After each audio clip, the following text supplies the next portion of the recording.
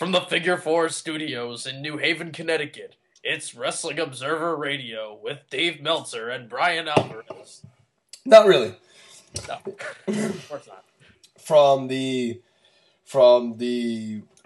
internet devices of Big Red 310 and Trademark 629, it's the Wrestling Observer Newsletter Awards video with Big Red 310 and Trademark 629.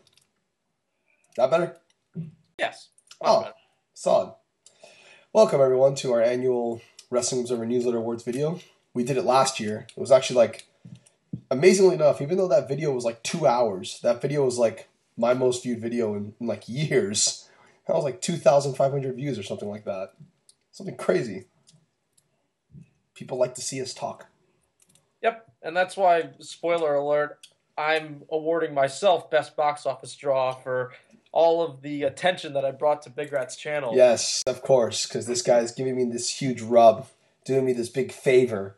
I was just begging him to do the show this year, us stars, like myself, sometimes make time for the little people to give back. Yeah, we appreciate it, we really do. We really do appreciate the support you give back to our community, our small little community.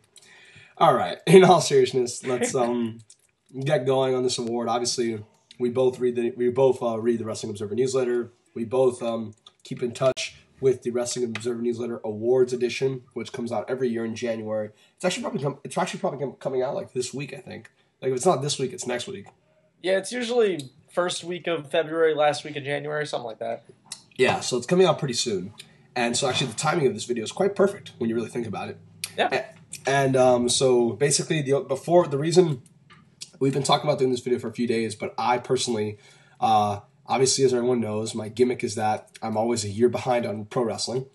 And I wanted to see all the main matches from 2013 that many people thought were amazing, so I could properly decide the best wrestlers, the best matches of the year, and all that stuff.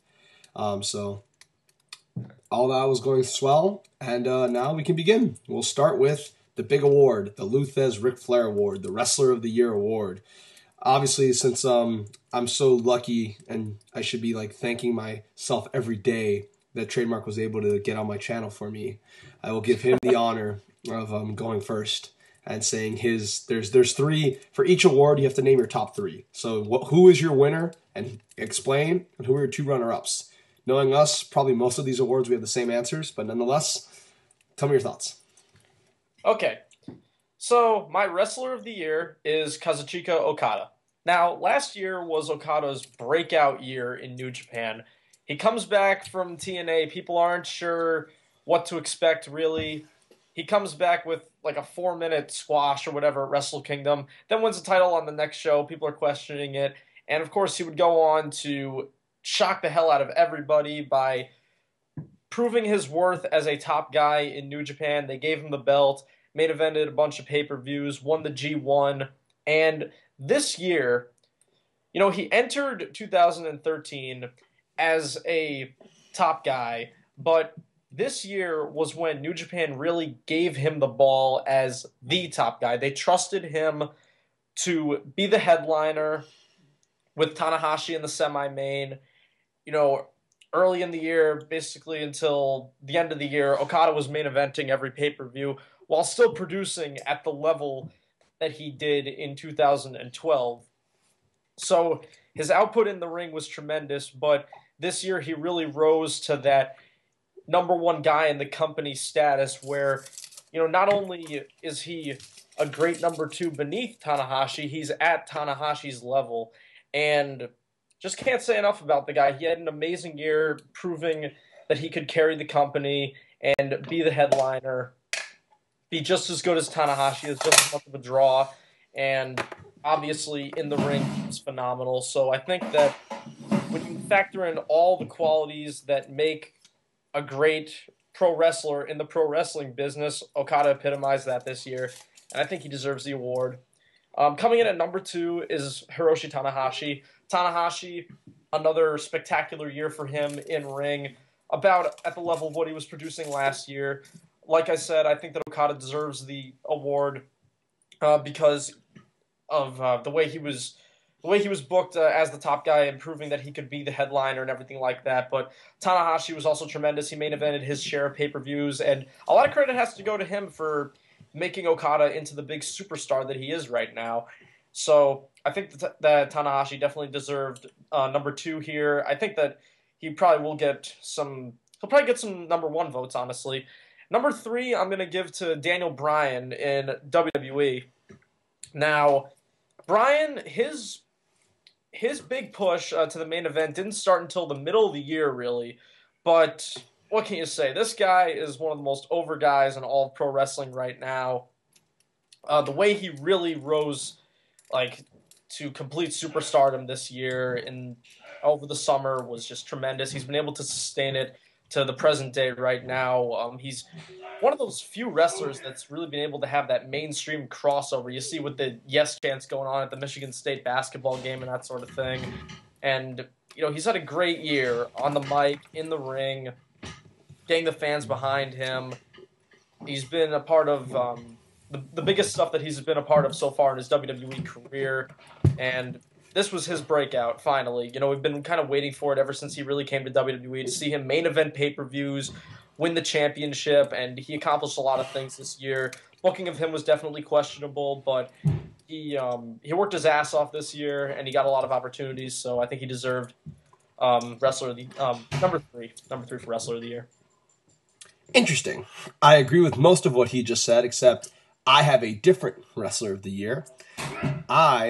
In fact, for my votes, I had Daniel Bryan winning it, and I'll give a few reasons for that. It's not like I know I'm very behind on wrestling in general, but I saw almost every main match Okada and Tanahashi had, and I'm very much aware of what they both did in New Japan throughout the year. But I gave it to Daniel Bryan for a key reason. I think with this award, everyone views the award as pretty much who's the biggest star plus who has the best matches. I view it a little differently. The reason I gave Bryan more credit than the other two, I had Okada at 2 and Tanahashi at 3, was because Okada and Tanahashi, and this isn't their fault, they are in a promotion where the booking is great, where the other wrestlers in the promotion are great, and where the main shows that they had all year, are usually pretty great. Whereas in WWE, when Daniel Bryan was getting pushed, he was in a landscape where the booking was not good at all, where the shows they were having weren't as great as they could have been, and where no one was really as over as Daniel Bryan was.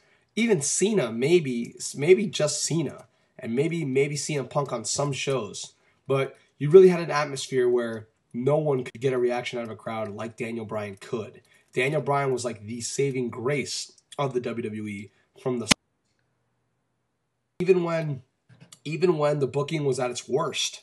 Daniel Bryan still would find a way to get people into him. He would still find a way to get people interested in his matches. The reason, I try to isolate context, because I think context is very important. And I think the best way to differentiate context is to isolate the different wrestlers. If you were to put Daniel Bryan right now in New Japan and put Okada in WWE in Daniel Bryan's spot, I think they'd both be successful. But I think Daniel Bryan would have achieved everything that Okada achieved this year. And I think Daniel Bryan would have achieved everything that Tanahashi did this year. And it's not just because I think he's just as good of a wrestler or just as charismatic. I really think that the true way to evaluate this award, at least for me, at least for this year, is I give it to someone who at the start of the year was not a star, was not at all seen in a big light by the fans, was not at all seen in a big light by the company. Tanahashi, the company loves him, the fans love him. Okada, even if the fans didn't love him last year, the company still loved him. The company still gave him all these opportunities to be amazing. WWE didn't love Daniel Bryan, and the fans weren't fully behind him at first.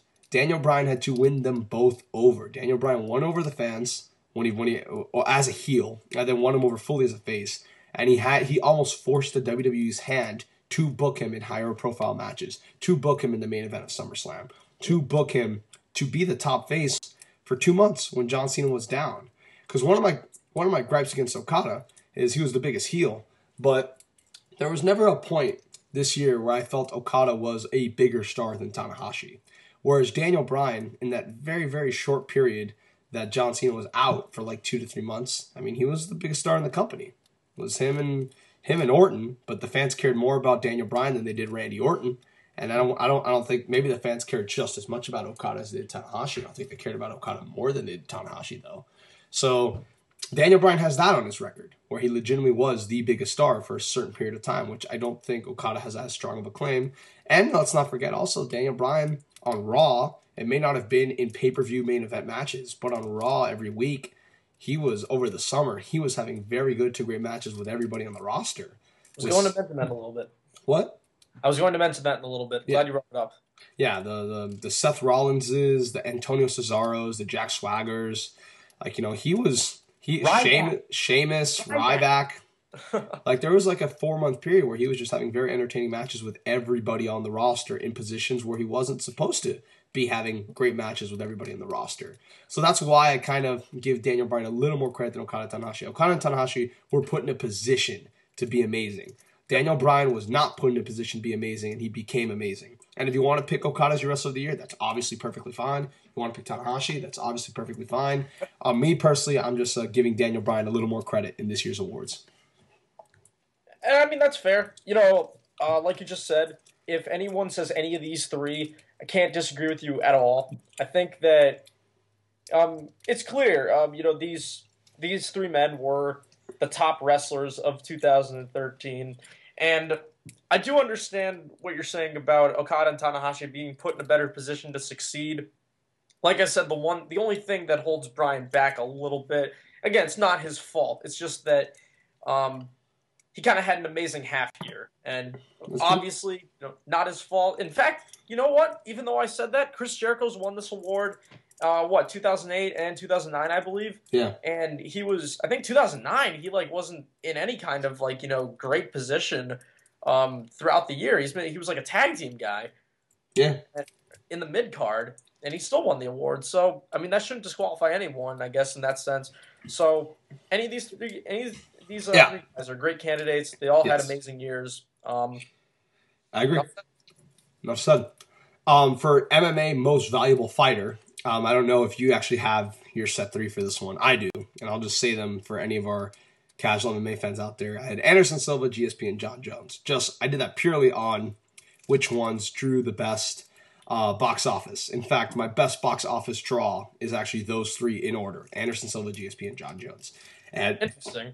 Yeah, we don't have to, just because in pro wrestling, The Rock showed up for Mania, and Mania this year it still did 1 million buys, but it was still a very disappointing number. Well, it wasn't just Mania, it was also Rumble and World Chamber. Rumble and the Elimination Chamber, and the Royal Rumble was significantly up from previous. Yes, but Silva, GSP, and Jones drew more on pay-per-view than The Rock did. Oh, I was just saying for pro wrestling. I wasn't really comparing them to I agree. fighters, but yeah. The other candidate is Brock Lesnar, but Lesnar was on SummerSlam, and SummerSlam did like its second lowest number in a long time. So I feel tough for giving him that award. The booking and the build-up of SummerSlam, I think, had a lot more of an effect on the buy rate than people are giving it credit for, because a lot of people looked at that buy rate and they said that, like, oh, Daniel Bryan can't draw or something like that. And that match was built up as the main event all the way, whereas Lesnar and Punk wasn't. And obviously, you know, they did the whole thing where Bryan didn't even win a number of contenders match. He was handpicked by Cena. The whole build-up, they're talking about how he's not fit to win the title. He's not fit to main event. Like, does he even deserve the match? Like, that type of build-up storyline never works. I don't understand why companies do it ever. All it does is it just makes the company and the wrestler look terrible. I hate when they do that storyline. Does he deserve it or not? No, of course he fucking deserves it. Jesus Christ. I agree. And we'll get to box office drawing a little bit. Yeah, we will. That's in a little bit. Most Outstanding's next, right? Yeah, but I'll say very quickly Most Outstanding Fighter under the same logic. Chris Weidman, Vitor Belfort, Anthony Pettis. You have to give it to Weidman. No matter what you say about the way he won, he beat Anderson Silva twice in 1 year. Yep. You know? Belfort speaks for itself. Belfort knocked out 3 of the top 10 fighters in the middleweight division, all via first-round head kick. Michael Bisping, Luke Rockhold, and Dan Henderson. And Anthony Pettis destroyed Donald Cerrone in January and then destroyed Ben Henderson in August to win the title. So, but again, this isn't MMA stuff. I'm just putting that out there for anyone that's That's interested. worth saying because that's included in the Real Observer Award. So yeah, Yeah, might as well mention it. Most outstanding wrestler. I'll start with this one. Yeah. I gave number 1 to Hiroshi Tanahashi, and I am actually not a huge Tanahashi fan. I never have been. It's not that I don't like the guy. Obviously, I do. But for whatever reason, his matches, especially his really long matches in his first title reign, before he lost it to Okada, I was never really into them. Like, a lot of those matches were really good, but I never thought they just didn't have... They never connected with me to reach that great level. I remember a lot of his title matches I was very disappointed with. Thought they were all really good matches. I thought they were all fun matches, but none of them were great main events in my opinion. His stuff this year, across the board, whether it be his match with Carl Anderson, his match with all the 4 matches he had with Okada, the G1 Climax final with Naito, like everything he did got me really, really into his stuff. Maybe Okada deserves a lot of credit for that, but I personally, me never being a huge fan of Tanahashi. Oh yeah, his match with Tomohiro Ishii. I forgot about that one. Just like, he constantly just had amazing match after amazing match. Yep. And it wasn't all with Okada. Because if it was, I would just give Okada the award. But he had a lot of matches without Okada where he really did, where in my opinion, he had some of his best work. His match last year with Minoru Suzuki is obviously like one of the best matches of his career. Everyone loves that match. I thought it was an awesome match, but I did not like it as much as everyone else did. I didn't give it 5 stars. I didn't even give it 4 3/4. I gave it 4.5.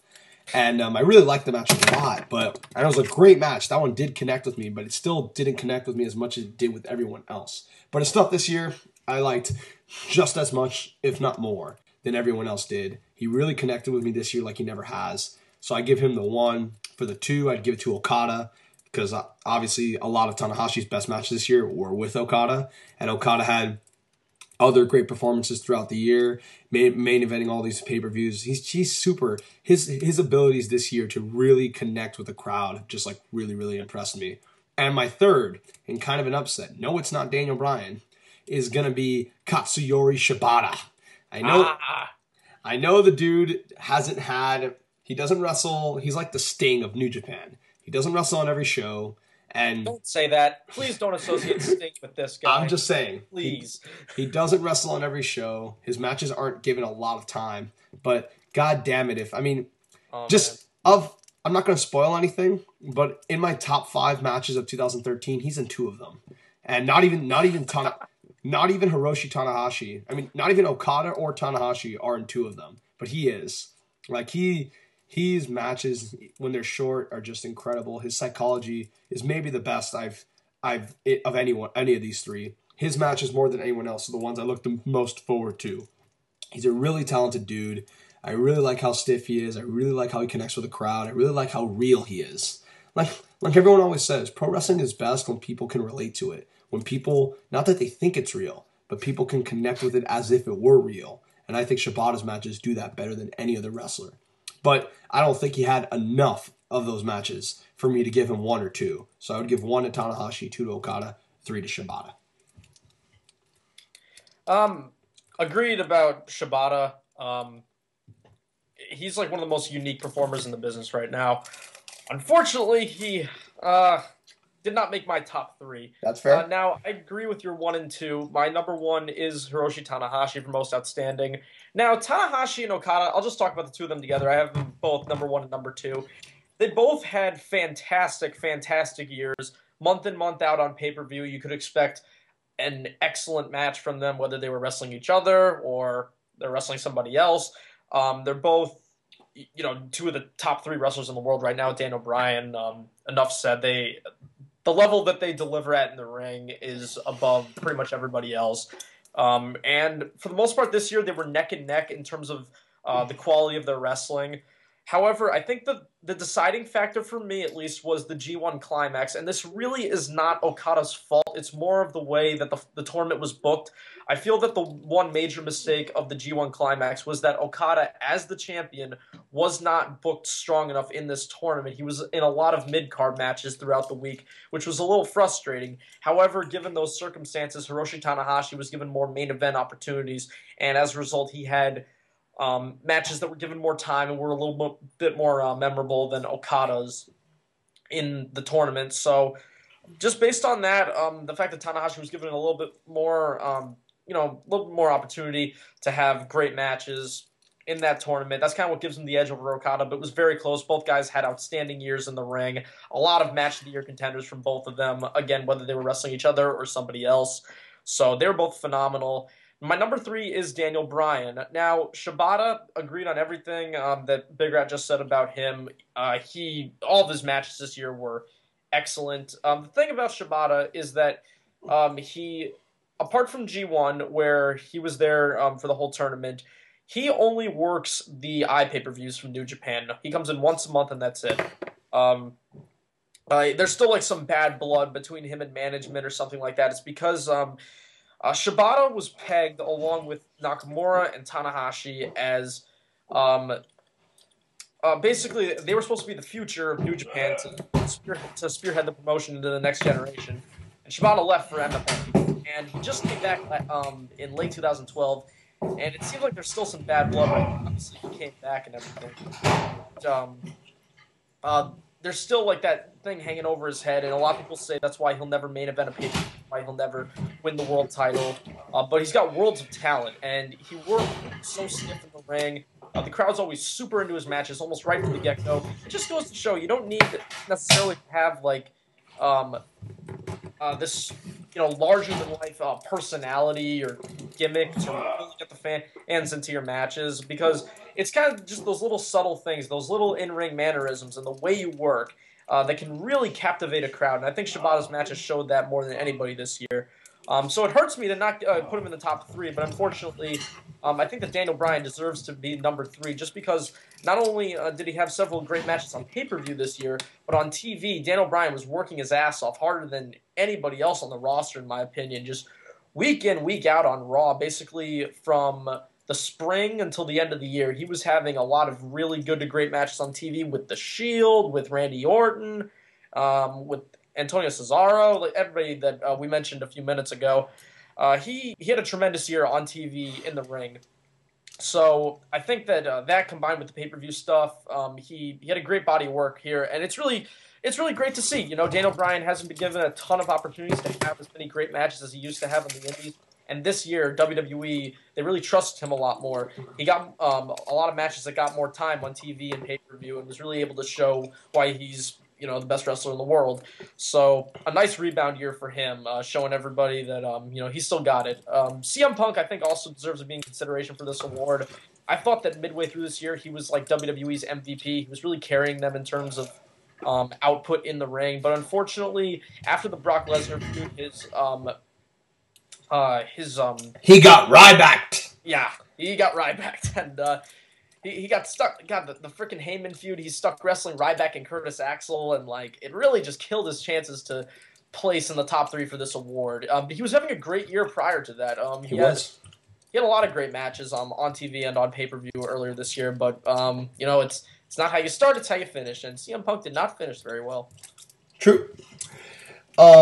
Next we have best box office draw. I've already said mine, but I guess you can just very quickly go over your side of the award. Yeah, I mean, I can't disagree with Anderson Silva being number 1. I think, obviously, speaks for itself right there. But if we're going to stick to pro wrestling, I would give it to The Rock just based on... that's fair. Yeah. WrestleMania this year, the buy rate wasn't tremendous, but I think that he did... He was an attraction for that show, I think. And I think if he was wrestling somebody else other than Cena, the interest level might have been higher. But I think that this WrestleMania card in general... last year was very unappealing. I think that it just, between the top 2 matches, they just weren't matches that anyone really wanted to see. Despite the star power, it didn't do as good of a buy rate as it should have. But I still think that the star power counts for something. And also the Royal Rumble did a much better buy rate than it has in several years. That definitely has to be attributed to The Rock. So I think he deserves credit for being the best box office draw this year for wrestling. Brock Lesnar would probably be number 2.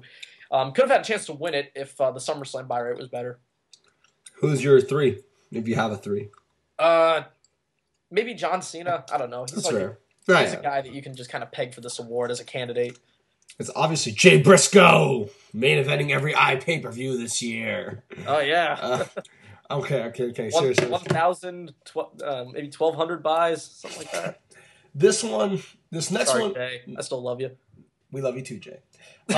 This next award is really interesting to me. My number one is, I think the number one's pretty clear, but number 2 and 3 are very interesting, and I can almost guarantee that Trademark does not have the same answers I do. I couldn't even pick a 2 and 3. Okay, well, say your number one for Feud of the Year. Number one, let me just say, this year was terrible for feuds. Oh, terrible. And we thought last year, I remember last year we were burying This was even worse. This was much worse. This was even worse. Oh my god. I felt like, honestly, to name a number 2 and 3 would be a reach. And if I were to name anything, it really wouldn't be worthy of saying, like, this was Feud of the Year material. So I just didn't. My number one is Hiroshi Tanahashi versus Kazuchika Okada. It won this award last year. It deserves this award this year. What can you say? You know, they had 4 matches this year, a tremendous series of matches. Crowd super into the dynamic between these guys. They bring out the best in each other. The raw emotion that they evoke during their matches, tremendous. And just the competitiveness between the guys and the stories that they're able to tell in the ring just kind of seals the deal for them winning this award, in my opinion. I thought that both guys just had a hell of a year against each other. 4 tremendous, tremendous matches. And anytime you're able to have, 4 matches that are all, in my opinion, match of the year contenders, that pretty much seals it. I agree with him. I gave it to Tanahashi Okada. My 2 and 3. I was going to give one of these to Sami Callihan versus Drake Younger, but I haven't seen any of those matches, so I do not feel right. That was 2012. Nope.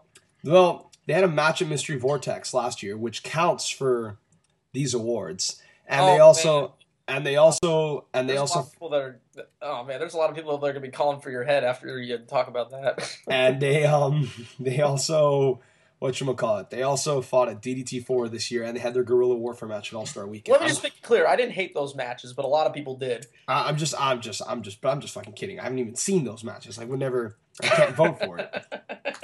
But my number 2, in 2011, the one that won Feud of the Year was John Cena versus CM Punk. And that wasn't really a feud. That was more one angle and one match. But it won because of lack of feuds. So that's why I do not feel bad of repeating that same practice by saying my number 2 Feud of the Year is John Cena versus Daniel Bryan. I know it was one feud and it was one match, but I just rewatched that match the other day, and I think that match is amazing. I think that match is even better than Brock Lesnar versus CM Punk. And I don't know what it was. When I first saw it live, I thought it was great. But I was so stressed about whether or not Daniel Bryan was going to win and whether or not he was going to get screwed. Watching it again and knowing everything that's already going to happen and just enjoying it for the match, I was shocked at how good it was. Like, I was legitimately like, holy shit, this match is so much better than I thought. I almost gave it 4 3/4. Like, if you haven't seen that match a second time, to anybody listening to this, I really recommend doing so. The stage is big. It's SummerSlam. The crowd is super into that match the whole time, and Daniel Bryan puts on an amazing performance, and John Cena came to work. He also kicks ass in that match. And at the time, I was like, oh, this is a great match, but so is Lesnar CM Punk. This match is clearly better than Lesnar CM Punk, in my opinion. And that's not me being biased towards Daniel Bryan. I was legitimately just blown away by how good that match was the second time. So, with that match and this angle, I remember the promos they cut the week or two before, which were both incredible, about how Daniel Bryan usually in Japan, they slap their opponents before a big fight, but Daniel Bryan will not do it to John Cena because John Cena's not a wrestler. That was awesome. And this match really did a lot for Daniel Bryan. I mean, it was the first time he won the title, really put him over, and it set him up to be the big star in the company when John Cena was gone the next 3 months. The reason Daniel Bryan is my wrestler of the year, part of it, is because he had a 2 to 3 month period where he was the biggest star in the company. And that could only have happened because of this feud and because of this match. So I put this in my number 2 match of the year. Feud of the year. My number 3. Get ready for this one. I thought the angles were good. I thought the promos were very good. Oh no. I thought people didn't like it because it seemed a little weird and goofy and it seemed different. But I enjoyed it the whole time. And I thought, before I say anything, what do you think this is? Give me your guess. Scum versus ROH. No. I wouldn't dare. All right. That makes me feel a little bit better. And I thought the blow-off match to this feud was a lot of fun. It was very entertaining. And in hindsight, looking back, on the promos, the angles, and the blow-off. It all came off very, very well at the end of the day. My number 3 feud of the year is Tim Donst and Gavin Loudspeaker, bitches. God damn it. Their blow-off match at whatever that show's called, Chikara Rex, I think, or Anniversario. Mr. Chikara fan. At Chikara Anniversario, the last Chikara show ever, for now, not now. No, ever. They had you're such an asshole. They had their blow-off match. Their blow-off match was a lot of fun. Gavin Loudspeaker put in a lot of work. Everyone across the internet really loved it. They thought it was a really entertaining match. And the feud leading up to it, everyone liked the feud. Everyone was just mad that it was going to lead up to a pointless match. Well, the match turned out being great. So in hindsight, all those promos that Donst cut on Gavin and Donst cut on Jacob and Gavin cut on Jacob and Gavin cut on Steve the Turn of Whiner, they were all very entertaining in Chikara. And because of a bad year of feuds, I have no shame in putting Tim Donst versus Gavin Loudspeaker as my number 3 feud of the year. Suck it, bitches. Well, like I said, it was such a weak year for feuds. I mean, you heard me. I couldn't even come up with a 2 and 3. So I can't fully fault those choices too much just because you don't really have much to choose from. You got to name a 2 and 3. You got to name a 2 and 3.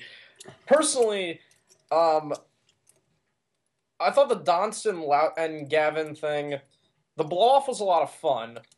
I did not like the angle leading up to it at all. A lot of the feedback to that angle was actually pretty negative from what I read because the whole thing with Donst having basically like recreating the flock and stuff, it was really weird. He wasn't getting a lot of reaction at a lot of Chikara shows. It was very confusing, strange, weird. Not really the best way to get the most out of Tim Donst, in my opinion. So I will say that the match, like you said, it surpassed my expectations. It was a lot of fun, but I didn't think the feud leading up to it was that good. Fair enough. John Cena and Daniel Bryan, I did really, really enjoy that final go-home segment. I think that it wasn't a go-home with the slap to the face comment. That was actually one of my favorite promo segments of 2013 altogether. And what really bugged me about was that John Cena got a lot more mic time than Daniel Bryan. And a lot of people after that segment were talking about how great John Cena's promo was and everything like that. But I thought that Daniel Bryan maximized the time that he had and delivered more memorable lines that really believe in him being able to win the championship at SummerSlam. And I thought that he outshone Cena personally in that segment. And all people could talk about was how great John Cena's stuff was. So that kind of irritated me a little bit, but overall, it was a great segment. I didn't think that the overall angle leading up to it was very good. As I said earlier, I did not like how they set up Daniel Bryan as title contender. They should have at least had him win a number one contenders match or something. And the whole angle of like him not deserving to be in the match and that sort of thing, it kind of I just kind of bit the bullet because he was getting the title shot, and I kind of just was happy to see him in that position to begin with. But as an angle, I didn't think it was all that good. Fair enough. I obviously the great and knowledgeable Trademark629 is an idiot, and you want to listen to his opinion on the matter. But nah, it's cool. I understand. Not everybody has to like the angles I like, but I really dug both, and weak year for feuds, no shame whatsoever in putting them at 2 and 3. Next, we'll go to tag team of the year. I guess we're alternating here, so I'll start this one. My number 1 was the Young Bucks. I thought this was pretty clear. They just kind of wrestle everywhere. Even this year, they started getting back into Ring of Honor and having great matches in Ring of Honor, which is something they didn't do last year, and a lot of people still had them as their tag team of the year last year. But this year they were all over Chikara. They were all over PWG. They came back to Ring of Honor and had a few great matches in Ring of Honor. Yeah. This one, they went to fucking New Japan and won the titles there. This one's pretty clear, in my opinion. My number 2 and 3 are both from WWE, which is pretty amazing when you think about how far we've come in tag team. I guess Chikara dying is a big part of that, but I gave 2 to Cody Rhodes and Goldust, and 3 to The Shield, mainly Roman Reigns and Seth Rollins. I just think both of those teams had a great feud. Both of those teams had had fun matches all year on Raw and on pay-per-views. The Shield especially. We give all the credit to Daniel Bryan. You know what? I don't mean to cut you off. That's going to be my number 2, actually. Cody Rhodes and Goldust versus The Shield for number 2 feud of the year. Fair enough. There it is. Boom. I have no problems with that whatsoever. And all the matches were really entertaining on Raw, and all the pay-per-view matches were good between these two teams. It's a good call. And the Shield, we give a lot of credit to Daniel Bryan, but I don't think the Shield truly gets the credit they deserve for that summer of Raw, when like that summer where like almost all the WWE pay-per-views, like Payback, Money in the Bank, SummerSlam, were at least good to great. And all the Raws had like some really good matches on them. A lot of them involved Daniel Bryan, but a lot of them involved the Shield as well. And I don't think the Shield gets enough credit for that. So that's why they're my number 3. And Cody Rhodes and Goldust, mainly for Goldust for reinventing himself. Cody and him make a great team, and they really come off great together on TV. So those are my 3 tag teams of the year. All right. I don't have a problem with that. Mine's pretty similar. My number 1 is the Young Bucks. I mean, I don't really have much more to add on top of what you just said, because they were the tag team of the year. They wrestled everywhere. They won like every promotion's tag titles. They had great matches everywhere they went. Really expanded their name, expanded their brand. Super popular, super talented in the ring. Everyone's always, known them to be an amazing team. But this year, I think, based on accomplishment and achievement, was probably one of their best years. So I think that they really deserve the title of Tag Team of the Year. Number 2, I would give to the Shield. Like you just said, they were really some of the workhorses in WWE. Reigns and Rollins make a great tag team. I really like the speed and power dynamic they have going on. Had a lot of really strong matches on TV and pay-per-view. And they really elevated the tag titles a lot this year, because Cody Rhodes and Goldust winning them later in the year was a really, really great moment. But it meant even more because the tag titles had been elevated for several months prior to that. I have to give a lot of credit for that to the Shield, because, I mean, look at Payback, though, when those titles were defended, like, in the semi-main, not as like a, transitional filler buffer match between the 2 main events or anything like that. It was, built up on the TV show. It was treated as a major match. It was given a solid amount of time. It was just nice to see the tag titles that high up in the card and actually mean something. Let's not forget also, in case you're not going to mention it, because I forgot to mention when I was talking about my tag team of the year, the Shield versus the Usos on the pre-show of Money in the Bank. Yes, a pre-show match that was the best match on that show. Yes, you can make that argument. Yes, you can. You really could. So yeah, they had a tremendous year. My number 3 is Bad Influence from TNA. Oh yeah. TNA was god awful this year, but if you happen to watch one of their shows, Bad Influence made it watchable. Christopher Daniels and Kazarian are so entertaining. They're so charismatic. They have really, really good to great matches whenever they can, and they make the most out of their TV time. And they never phone it in, or like it's easy to like kind of. If you're in TNA, just to like look around at everything that's happening and be like, why should I even care anymore? These guys, they take pride in their work. They still make everything that they do entertaining, and they're pretty much like one of the only saving graces of TNA this year. Cody Rhodes and Goldust, I think they should definitely be contenders for this award, but I just can't put them in the top 3 because of the longevity aspect. They formed as a team very late in the year. They only had like a couple months together in the calendar year 2013. So although they made a big impact, I just think that the other teams had a larger body of work in 2013 to qualify for this award. Fair enough. Start us off with Most Improved, because I have a number 1. My number 2 and 3 are a little shaky. This is going to be a really fun award. Yes, it is. This really, 2013 just really made me smile.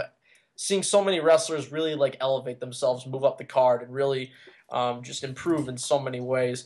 My number 1 is Tomohiro Ishii in New Japan. Now, Ishii is a guy who's been on the New Japan undercard for several years now, and he's one of those guys where when you're watching him in those 8-man tags or 6-man tags, whatever, in the dark match, opener, etc., you think to yourself, wow, this guy, he seems like he's pretty good. I wonder what he could do in like a singles match or something like that. And New Japan, they took note of this, and they gave him opportunities to move up the card here. In 2013, gave him a nice little feud with Minoru Suzuki. He started to have more high-profile matches. It started off as tag team matches, then he moved on to more prolific singles matches on iPay-per-view cards. He was delivering big time. He works very stiff, really gets the crowd into his matches. A lot of fire, plays a great gutsy babyface, and but he's still got like that edge to him that makes him like really likable as a badass. And then in the G1, man, this guy just went on a tear. it was like he saw this tournament as an opportunity to prove why he belonged where he belonged, and he just took every single opportunity that came his way, worked his ass off, completely put his body through hell in this tournament to show New Japan that he deserved to move up the card. Had so many memorable matches this year. Like I said, he worked his ass off, and it's a shame that he didn't make it on the Wrestle Kingdom 8 card. I thought that was a huge injustice. But he had a great 2013. I thought he made tremendous strides. He really showed that he's a lot more than what he's been the last couple of years in that company. My number 2 is Kyle O'Reilly. Kyle O'Reilly also made a lot of strides this year. Kyle O'Reilly, pretty much from the moment he stepped foot in ROH, we've always known that he's a great technical wrestler. But today, this year, 2013, he really just broke out as an all-around performer. He finally showed everybody that he's not just a Davey Richards 2.0. This year, he really made strides in terms of you can tell he's so much more comfortable in the ring. You know, he's really become a ring general, like a Daniel Bryan type. The way he works he shows like a lot more maturity now. He's like slowed down, but in a good way. But also in terms of personality and charisma, this guy has made so much progress. It's not even funny. One of the best moves that ROH has made over the last year or two has been making the Kyle O'Reilly and Bobby Fish tag team, because it has benefited both guys so much. It has helped Kyle O'Reilly improve on the mic tremendously. And he's gotten so much more over as a singles competitor than he's ever been in the past. He just had a great all-around year. He's the type of guy now that can work with newer, younger wrestlers to help them improve in the ring. He's just shown the ability to be able to carry feuds, carry programs on his own now. He's made a lot of progress this year. My number 3, I thought about giving this to Shibata, but the way I thought about it, Shibata, I wouldn't say that he improved this year. I would say that he was always this, because I could tell how good he was in 2012. It's just that I saw him being given more chances, and when he showed that when he's in the ring for longer than a few minutes in a tag match, he can be great. And I think he's kind of always been, he always had that potential, not potential, but talent. So I don't think that he necessarily improved this year. I think he just kind of showed what New Japan wasn't seeing before. So my number 3 is actually going to be Roman Reigns. This guy's fairly new to wrestling. He was in WWE developmental for only a couple of years, and he made his debut on the main roster with the Shield at the end of 2012, and he really impressed a lot of people in 2013. Obviously, everybody knows how good Dean Ambrose and Seth Rollins are. But Roman Reigns showed that he wasn't just that stereotypical WWE big guy. The guy can talk fairly well on the mic. He's a great powerhouse in the ring. Very capable as a worker, I think. He had a lot of solid singles matches. And now people are talking about him as a potential top guy in the future. So... most improved. There's been a lot of wrestlers that really made a lot of progress this year. These 3 are the ones that stood out most. All right. This is very interesting because I'll say right now, my number 2 is Kyle O'Reilly as well. My number 3 is also Roman Reigns. My number 1 is not Ishii. My number 1 is someone you didn't mention. Ishii. Tomohiro Ishii, I think is fantastic, but I have no problem if anyone wants to put him as number 1 on their list. But I just don't know how much he really improved and how much he was actually just given more time and more of a chance to show logic, show what he can already do. I have no issues with him being 1 because he went from a mid-card, he went from a dark match guy to a guy that was having some of the best matches of the year. So the logic is very easy to follow there. But at least when I grade this award, I tend to give more credit to guys that actually improve their ring work and improve other stuff too. I don't think it's just improving your wrestling ability. It's improving your persona, improving your star charisma. It's improving all that. And O'Reilly, I think, really, really did improve all that this year. Yeah. But again, O'Reilly's another one. He was definitely not this good last year. But last year, if he was given as much time to shine as he was this year, would he have done better? Because under Cornette last year, he was not given time to do anything. He was at the top of the card on most ROH shows, was not really given more than 10, 12 minutes. And I think Cornette really from what I've heard, Cornette really restricted a lot of the stuff that Kyle could do in the ring. Because since Kyle had a similar move set to Davey and other guys in the company, Cornette always, from what I heard, this is just speculation, Cornette told Kyle to tone down some of his matches. Which obviously then makes it a very easy case to say why Kyle's more improved this year. Roman Reigns, another great candidate, obviously. My number one, and I have many reasons for saying this, is Tommaso Ciampa. And I'll give a few reasons why. Because last year when he went down, people seem to forget that this guy not everybody liked Tommaso Ciampa when he first started in ROH. People thought he was just a generic big who was kind of boring and who kind of was just kind of like a monster and he wasn't that good in the ring and all this and that. His feud with Jay Lethal last year, right before he got hurt, was right around the time when people started warming up to him. Yep. But he immediately got hurt. And I don't think he really truly fit that potential. When he came back this year, not only in the ring do I think he's a lot better. Not only in the ring do I think he knows how to connect with a crowd better.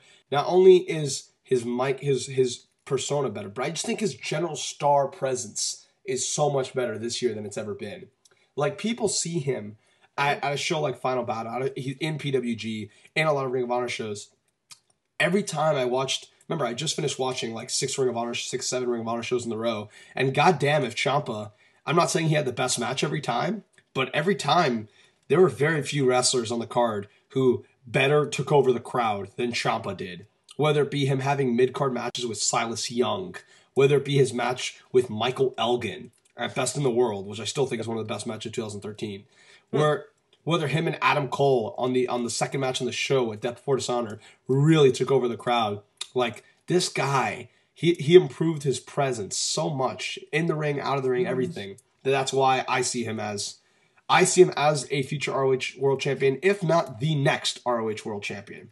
Like, obviously it's probably going to go to Elgin, but I really do think Ciampa really did elevate just his overall likability, his overall wrestling charm this year. And that's why, because a guy like Kyle, I think, wasn't given a lot of chances, even though he did clearly improve. And a guy like Roman Reigns so obviously improved. Yeah. But Ciampa not only improved his wrestling, not only improved his star presence. Ciampa just, to me, really, really did a whole number on his appearance. That's why I gave him 1.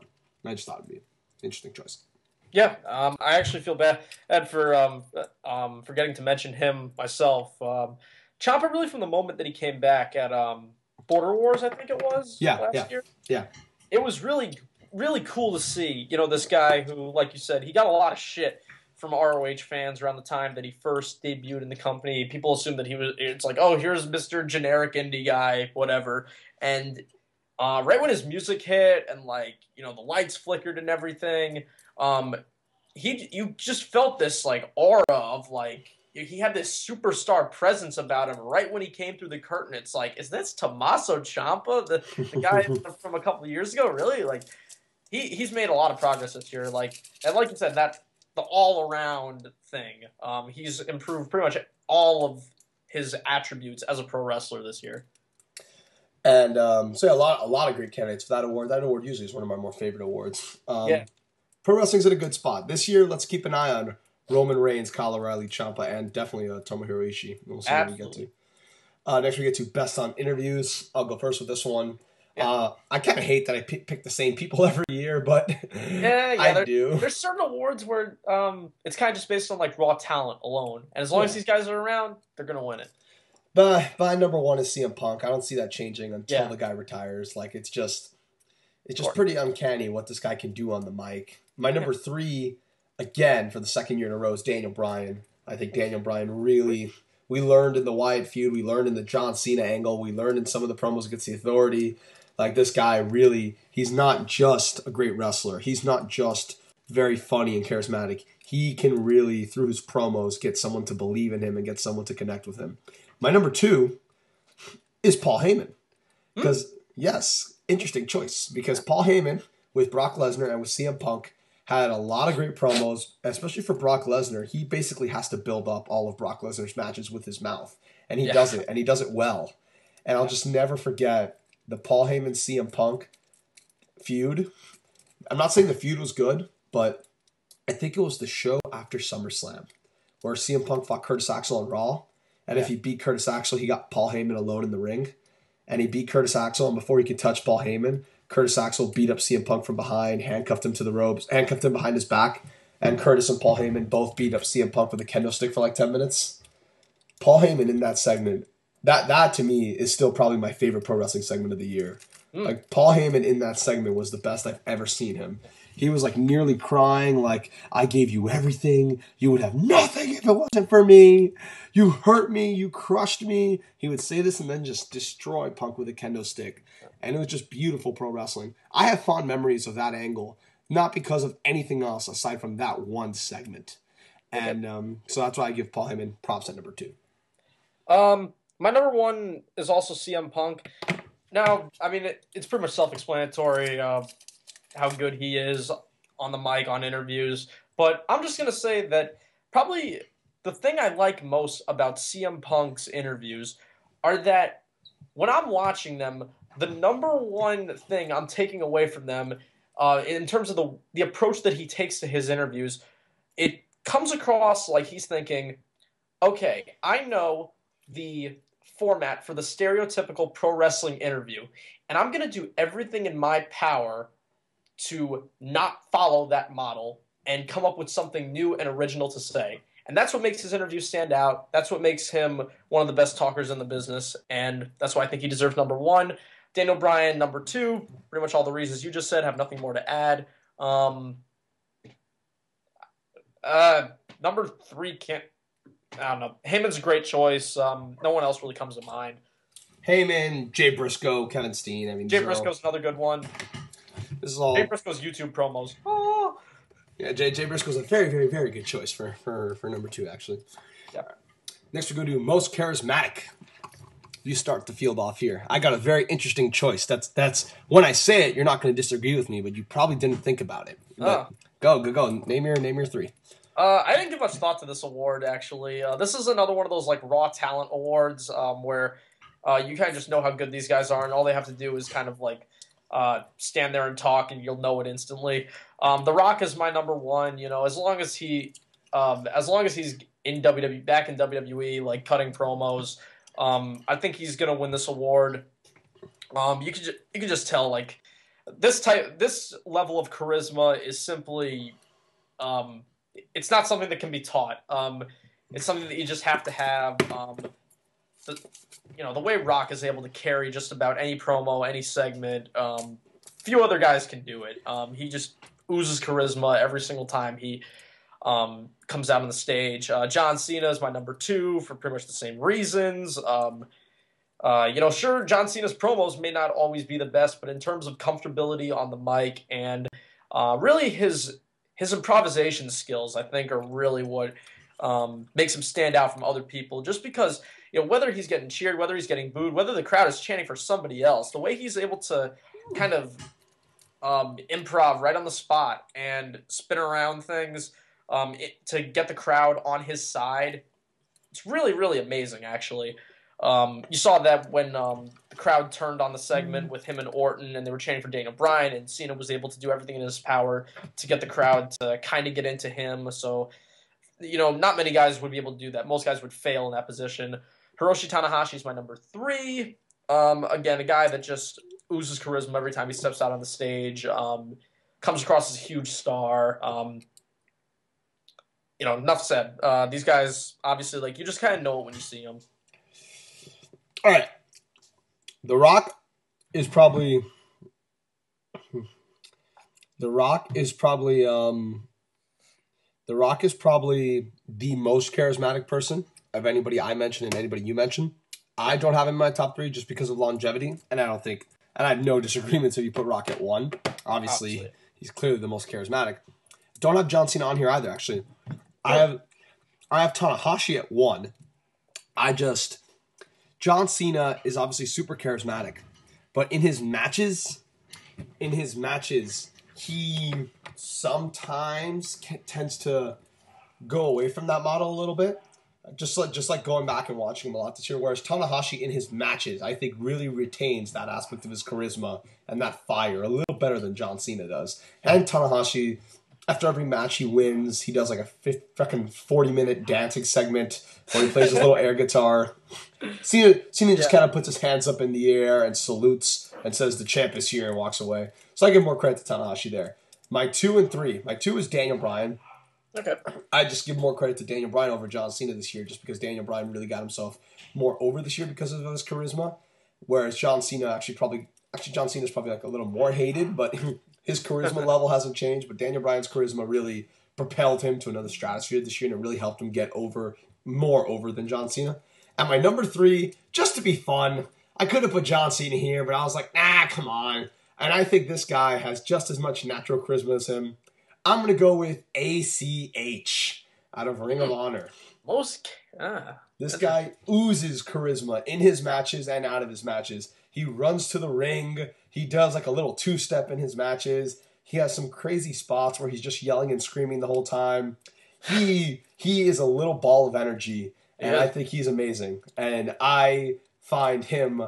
There are some times where John Cena can be kind of a wall, can kind of be just like very paint dry in some of his promos when he's not being very charismatic. ACH, he's always just super entertaining. So I'm going to give ACH some credit in this award and put him at number 3. Yeah, can't disagree with that. I like that you thought outside the box for this one. This is an award that I kind of might have slighted over, and I kind of just went with the usuals. But great points for ACH, for sure. That guy... I mean, a lot of people are taking notice of how talented he is, and they're like, oh, yeah, this guy, he's got a lot of potential. I don't think people realize just how good he is. There's few guys in the indie scene as charismatic as ACH. Yeah, definitely. We got next, Best Technical? No, next we have Best Song, The Monster by Eminem and Rihanna. That's Fuck off! Just fucking around. Next we have Best Technical. For me, I'll start this one off. This one to me is... basically most outstanding, just in my opinion, as to who's the better wrestler. I put Daniel Bryan. Then most years I would put Kazuchika Okada at 2 and Tanahashi at 3. But this year, because Tanahashi really, really impressed me with all the stuff he was able to do, when I really wasn't a huge fan of him in the past, I'm putting Tanahashi at 2 and Okada at 3. But I really do think this. It's the Tom Brady, Peyton Manning logic with me. Put Daniel Bryan in New Japan, put Kazuchika Okada and Tanahashi in WWE. And I'm not saying they would fail, but I'm saying Daniel Bryan would give you everything that those two are giving you right now. Okay. So, that's my thing. Yeah, I have the same exact order. Bryan number 1, Tanahashi number 2, and Okada number 3. I could be wrong. This could be the same order that I had last year. Again, it's pretty much just another skill award that you can kind of just tell when you watch these guys work. And Okada, he very well might surpass... maybe both of these guys soon. A lot of people forget how young he is. I think he's only 25 years old? 25, 26, something like that? Yeah. So the fact that Okada's already this good, after only... He's got, several years experience in the business, but only, a couple years as a real, top guy getting big match experience, and he's already this good. Just imagine how good he's going to be in, a couple years. It's scary, honestly. But Daniel Bryan deserves this award. He could wrestle a broomstick and make it damn good. So, you know, we've known this. We've known this for almost 10 years now. So, these are your 3 best wrestlers in the world right now: Daniel Bryan, Hiroshi Tanahashi, Kazuchika Okada. I actually just checked. Last year, I gave my number 3 to El Generico instead of Okada. But there's no. But obviously, it's not. Oh well, that's wrong. But of course, Jack. But yeah, Bryan, Tanahashi, Okada. I think maybe CM Punk is an honorable mention at 4. But yeah, those are the best wrestlers in the world right now. I actually don't think so. CM Punk, I don't think that he's one of the best technical wrestlers in the world. I don't think he has been actually at any point in his career. I think that CM Punk is a great storyteller. I think that he has the capability to have really awesome matches. But I think from a technical standpoint, he's not as good as a lot of other guys. I think he's always, had a knack for being a little sloppy at times. The execution of the little things, he's not as good at as a lot of other people. But that's okay, because he's still, he can still deliver it in the ring in a different way. It's just that, the precision of guys like Daniel Bryan, Hiroshi Tanahashi, Kazuchika Okada, others. I would even mention like Nakamura and Suzuki in New Japan. I think that the precision, the crispness of their work is, I think, on a completely different level than a CM Punk. But CM Punk is great in different ways. Trademark629 hates CM Punk. That's all I got out of this. Just kidding, obviously. Get the next award. Best Brawler. Best Brawler. Bruiser Brody Memorial Award. Yeah. Right. Oh, man. Best Brawler this year, Katsuyori Shibata. Yes. The most intimidating man in pro wrestling next to Brock Lesnar from an intensity standpoint. This guy, when you watch any of his matches right from the get-go, it practically scares the living shit out of you. How stiff he works, how realistic every single strike is. His matches are just so intense. They feel like real fights. Crowd is always like molten hot for them right from the get-go. His matches just have a completely different atmosphere to them than pretty much like any match with anyone else on the planet. The only guy who also has this kind of effect, I think, is Brock Lesnar, but Shibata obviously has a greater body of work than Lesnar because Lesnar had, 3 matches last year. Shibata's working every single month, and he also worked in G1. And his matches, like I said, they epitomize intensity. My number 2 is Kevin Steen. Now, Kevin Steen didn't have as great of a year as years prior, but he is one of the few remaining wrestlers today that still work that classic brawling style. It's kind of seen as a little outdated nowadays, but Steen still works that classic Mick Foley style, and he makes it work. He's still very entertaining, and he had a solid year. He's Kevin Steen. He's still very enjoyable to watch. I think this year you kind of took him for granted more than anything because he didn't do anything really stand out. But I think as far as working this style, he did a very good job. Brock Lesnar, I would put as number 3. Like I said, doesn't have as great of a body of work as the other 2, but like I said, he has a really great presence about him, a lot of intensity, a lot of intimidation, and his matches, they have, like I said, a different aura to them than a lot of others do. I think that the CM Punk match this year was probably maybe the only real example of that, as far as really the most of what Brock really brings to the table, because I think the Triple H matches, him and Triple H didn't really have any chemistry together, and they didn't come close to hitting the level a lot of people thought they would have. But the CM Punk match especially just really showed what Brock Lesnar is all about, and he's very realistic, very believable in the ring. God damn it, Twin. Got the same exact 3 as you did for the second straight award in a row. But I know you're not going to have the same number 1 as I do. I'm really not going to add anything. You kind of hit on all the points I was going to say. But I'll just say best flying wrestler now. Okay. I gave this guy number 1 last year. I know we disagreed. I'm giving him number 1 again. I will give him number 1 forever. And that's AR Fox. And it's not because, in my opinion, for this award, it's not just the guy who does the best high-flying moves. It's not just a guy that gets the most hang time when he does a move. I think this award should be given to the guy that best incorporates his flying style into wrestling matches. And I think it should be the guy that incorporates how he moves around the ring as a part of his psychology, how he uses an aerial attack moveset as part of his offense, as a part of his psychology against other opponents. And I think AR Fox does it better than any of these Ricochet, Kota Ibushi, Samurai Del Sol guys. And I love all those guys, but I think no one puts on better matches with their flying offense than AR Fox does. I know we'll disagree. We'll always disagree on this. That's fine. My number 2 and 3 are Ricochet and Kota Ibushi for the generic reasons that everyone else gives them 2 and 3. Yeah. Kota Ibushi is my number 1. I gave him number 1 last year, and I think that he had an even better year this year than he did in 2012. He got signed to a New Japan contract full-time this year, so he was also a part of the G1. Had a really, really awesome match with Shinsuke Nakamura that actually won Match of the Year in Japan.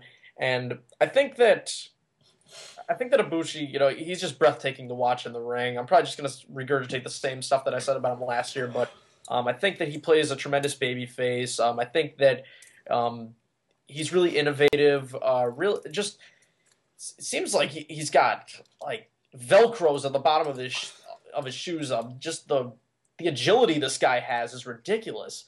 The first time you see him in the ring, he absolutely takes your breath away. Tremendous athlete. Ricochet, number 2, pretty much for the same reasons. But I think that Ibushi had a more impressive year in terms of the match quality, in terms of the drama that he was able to elicit during his matches, fan response, that sort of thing. Number 3 is going to be ACH. Damn. I like. Yep, ACH, I thought had a great breakout year. I really like the dynamic that he brings to the table because, I mean, obviously you have a lot of athletic guys in the indie scene, but the guys that ACH was paired with this year, I think, really allowed him to showcase his stuff in a way that he would really stand out from his opponent. And he's another high flyer with a ton of agility, a lot of charisma, and he. I really like. Oh God, fucking forgot what I was gonna say. The innovation, I guess, with him as well. I just find him really, really exciting. Really brings a lot of stuff to the table, and I thought he was great. AR Fox, I kind of would say the same thing that I said about him last year. I think that he's really athletic and stuff, but I don't know. It seems like there's something that every year that's going to keep me from putting him in my top 3. Just wait. This is the year. Yeah, this is the year. Yeah, you never know, I guess. AR Fox, for me at least, he just, I don't know. There's something. I really appreciate his athleticism and how hard he works and everything like that, and how he destroys his body on a nightly basis. But there's something about his matches that just feel like a little too indie to me at times, and I don't think that. I just feel like a lot of the other high flyers, they really like the way they work. Just a lot easier to sit through their matches than AR Fox's are. I think that he needs to be in there with the right guy, and if he's in there with the wrong guy, like I've seen in a lot of his CZW matches, for example, it kind of, I don't know, the action just gets like, numbing at times, and it kind of takes me out of it.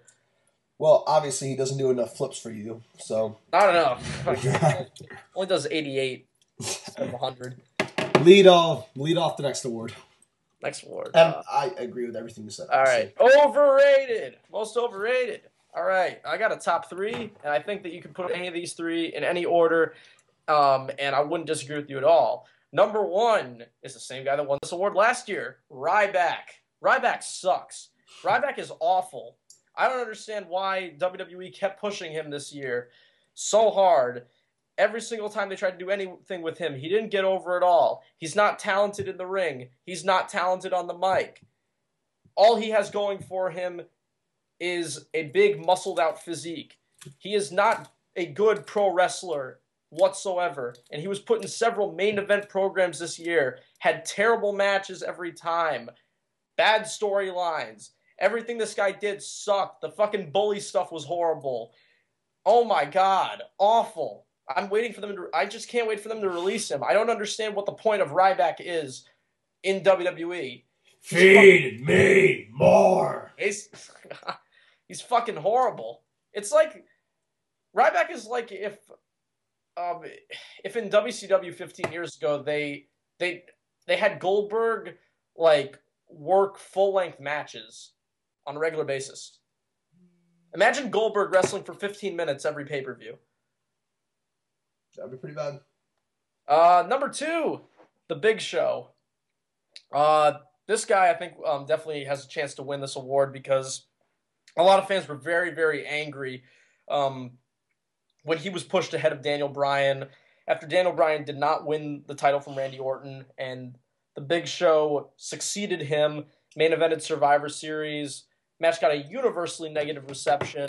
A lot of people hate seeing The Big Show in main event storylines because he's been around for so long and they've done everything with him. Anything that they're going to do is going to feel rehashed. The stuff with him crying, it was just brutal. It was near unwatchable television. Big Show is always involved in the worst storylines. His matches always wind up being terribly booked, and I don't think it's entirely his fault because I think that The Big Show, like, from a working standpoint, both like on the mic and as a character, I think he knows what he can do well, and I think he really tries. But like, just everything they tried with him didn't come off well this year at all. And then number 3 is The Miz. Fuck him. Nice. Or yours? Just Miz, fuck him. Well, I actually have some different choices than you. This award, at least in my opinion, should be about a guy that's overpushed, or a guy that's his talent level isn't commensurate to his spot in the company. My number 1. This may surprise you, because I know last year you had him as your number 3 most underrated, and I agreed with you. This guy should be a candidate as well. My number 1 is Randy Orton. I like Randy Orton. I'm not a huge Randy Orton hater like a lot of people on the internet are. But the fact is, the dude has been champion for this company for 8 months. Or not 8 months, for 6 months. And no one cares about the product right now. None of his storylines are very interesting. None of his feuds are very interesting. He does not make the program fun to watch. I was talking about this with Brian, next big thing, so Popinski, that at least when John Cena's champion, because he's really talented as a pro wrestler, Raws are a little more bearable. When Daniel Bryan is champion, if he ever becomes champion, Raw is going to be a lot more fun to watch. When CM Punk was champion, Raw is a lot more fun to watch. I've always said this, as long as the quality of Raw and the quality of WWE in general almost hinges completely on the main program. When the main program is no good, Raw and the WWE are going to sound like they're no good. Because Randy Orton's been involved as the main program for the past 6 months, and because he really the fans could not care less about him, every program he's involved is not very good, and that makes the product not very good. And it's just tough to watch. I think Randy Orton's very comparable to Triple H in that he's talented, but he's really overrated in terms of being a top guy, being a draw, because I think both guys have the potential to have, memorable matches, memorable feuds, if they're in there with the right guy. If they're the ones who are being trusted to carry a match, carry a program, it's going to flop. We saw this with Triple H in 2003. You're seeing it with Randy Orton right now. He can't carry a program on his own. He gets lazy out there a lot. And there are points with him where the show becomes unwatchable. It's really weird with Orton because I do, like you said, I do like the guy, but it seems like every time I feel like he's being underutilized and they push him, I start thinking to myself, God, why did I wish for this? And this is true. And number 2 is Ryback, same reasons you said. Yeah. Number 3. This one makes, it's not going to surprise you. I think you would very much agree. Let me say first off that I don't hate this guy like everybody else seems to on the internet. It's not that I like him, but I don't mind him. But I just think that, like I said, I don't mind the guy. I used to be a huge fan of his. I just don't think his talent is commensurate to his level of push in the company he's in. My number 3 goes to Matt Hardy. I don't mind Matt Hardy. I know a lot of people really don't like Matt Hardy, but the reality is, in my opinion, for the Ring of Honor style, he wasn't really as good as the rest of the guys on the roster, and yet he was pushed as almost a top heel for several months. And that's just not, again, same with Randy Orton. Although Randy Orton I actually like, but I don't hate either of these guys. They're just not. I don't even hate Ryback, honestly. Their talent level is just not commensurate to the level of their push. That's why they're ranked the way they are. Yeah. Next, I guess we can go to most underrated. Underrated. It's funny. I'm gonna give underrated to. Should you start it? Oh yeah, actually I should start. Yeah. Well, my number 1 most underrated, as opposed to your most improved, I'm actually going to go with most underrated as Tomohiro Ishii. Because the guy, like you said, he did elevate himself this year, but I still think his talent level isn't commensurate to his level of his push at all. And what happened after the G1? Wasn't he going back to, random mid-card matches? And they didn't even put him on the Wrestle Kingdom card. Well, not necessarily. He did have a match with Shibata in the middle of the show at King of Pro Wrestling, which was middle of the show, but it was given a good amount of time, and it was put in a position to be one of the standout matches on the card. So I didn't have a problem with the booking of Ishii until Wrestle Kingdom. However, despite the fact that he was left off that card, he's also being put in the semi-main of one of their upcoming pay-per-views. So I can't say they totally dropped the ball with him. I'm not saying they dropped the ball with him, but most of 2013, before the G1, I still felt Ishii wasn't getting the respect he deserved. True, it kind of was not. It wasn't until the middle of the year, yeah. Because I saw him last year. It was either last year or the year before where he faced Yuji Nagata in a 11-minute undercard match. Right, yeah. That match is awesome. It is. But my point is, Tomohiro Ishii, in my opinion, is one of the top 5, 6 most talented wrestlers in the New Japan roster. And for most of 2013, he didn't get pushed as such. So I have a problem with that. My number two is Drew McIntyre, only because he's in the lowest spot possible in the WWE roster. Is there anybody lower? No, he's not. The lowest spot is Zack Ryder. Fine, the lowest spot is Zack Ryder, but Drew McIntyre isn't far off. My point is, Drew McIntyre, for those who do not know, we all used to hate him when he first started, but the dude is talented. And when given time these days, he can really put on a really good match. If they gave him the push now that they tried to give him in 2009, I think he'd get a lot more over now because he's actually a lot better. But it's a damn shame. I know Trademark disagrees with me, but I'm still a big Drew McIntyre fan. I remember the Elimination Chamber last year, 2 years ago. And No Way Out, he was really impressive in that match. He looked very, very good in that match. I'm not ready to write off Drew McIntyre, goddammit. And he's in a very bad spot on the card. And like I said, it's not commensurate to the level of his push. Okay. And my third most underrated is Tadarius Thomas. I'm fucking around. Oh, fuck off. Fucking around. God damn it. My number 3, but on a similar note, my number 3 most underrated is Cedric Alexander. I think. How is that similar? Because they're both black. Oh my god, they were both in mid-card tag teams. You racist bitch, Jesus. Cedric Alexander is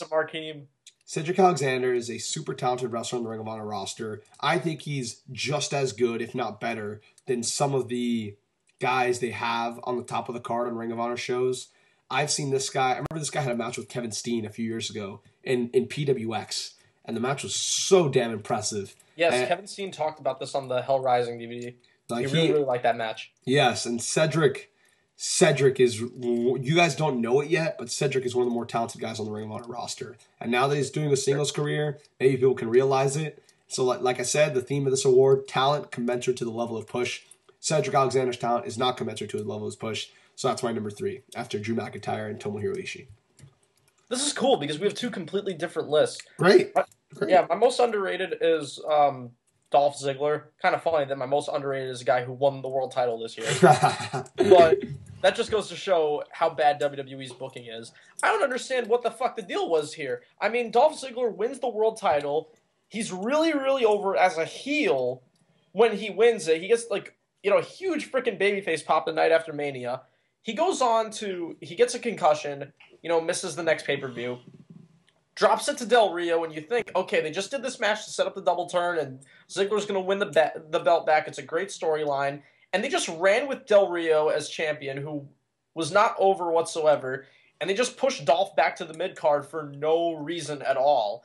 I don't think that Dolph Ziggler is like a face of the company type who should be winning the WWE title or main eventing pay-per-views, but as long as they had that world title, which is, as a secondary belt, kind of it's kind of treated as more upper mid card, but it's still a decent way to give guys notable spots on pay-per-views. I think that Dolph Ziggler was a fine guy to carry that title, and I just don't understand why he was suddenly de-pushed for no reason at all. He was very over, really popular. It seemed like the WWE was finally paying attention to the fan reactions, and they turned him face, turned Del Rio heel. It seemed like the setup for a great feud with a great blow-off around SummerSlam, and they never followed up on it, and now Ziggler is back in the same spot that he's always been in. It really sucks. On another one, I think Antonio Cesaro. That's a very good answer.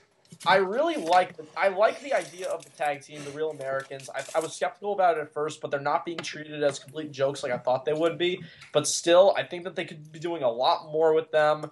And, I mean, Cesaro's one of the most talented guys on the WWE roster. It's very, very easy to see. And, the fact that he's in that same, mid-card spot that, a million other guys are in, it really sucks because he's got the talent level to be a top guy Got worlds and worlds of talent. Number 3, Sami Zayn. He's been developmental all year. Enough said. Waiting for him to call him up to the main roster. I mean, yeah, he's had some pretty impressive performances on NXT, but for the most part, I mean, I saw more. I saw a lot more impressive stuff from him as El Generico, and now he's just in developmental, just doing whatever. So maybe when he comes up to the main roster, he'll be able to show something. Good, I agree. Now lead off the most unpredictable award of the year. Most unpredictable award. Oh my god. Go for it. Promotion of the year, New Japan. No other promotion is even in contention for this award, in my opinion. PWG, sort of, but not really. Because the thing is with Promotion of the Year, it's not just... Oh my god. Promotion of the Year does not just take into account who had the best shows of the year.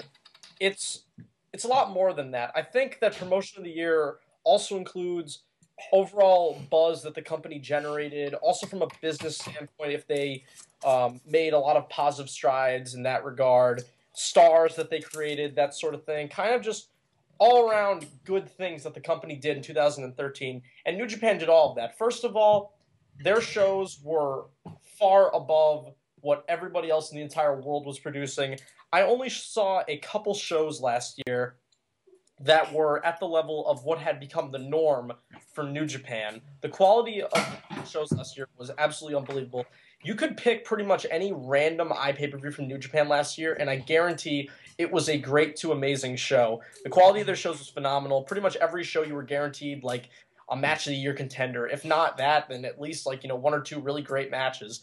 And they gave a lot of opportunities to rising stars in the company this year. Guys like Shibata, guys like Ishii, Naito, they were elevated this year. Okada was, like I said at the beginning of the video, he was really given the ball as the number one guy in the company, that sort of thing. The top guys are all producing at a very high level. iPay-per-view has done a lot for them in terms of their international reach. A lot more fans from all over the world now watching New Japan. A lot of people are watching, they're even staying up at odd hours in the evening just to see their shows live. That's how much buzz New Japan has right now. They always get tons of hype. Every time that they're having one of their iPay-per-views, it feels like an event. And they've just created so much positive buzz for themselves in 2013. It was unbelievable. They already had a lot of hype after 2012, and they were able to build off of that, and they had one of the best years by any wrestling company in a very, very, very long time in 2013. So, bar none, New Japan Promotion of the Year. What are your 2 and 3, if you even have a 2 and 3? My 2 would be PWG. PWG, consistent as always. Pretty much all their shows were great, very enjoyable, very fun. Business-wise, pretty much the same that they've always been. It was kind of just another great year for PWG. But that's enough to make them number 2 because this really wasn't a great year for a lot of other companies. I don't even know what my number 3 would be. You give it to the UFC. I'm taking that into account too. Then yeah, sure. All right. My turn I agree with everything he said, obviously. Best weekly TV show. This one, I'm not going to lie. I just looked at No, this was easy for me because I was looking at the awards I gave last year, and I just copy and pasted this one. Didn't even think twice about it.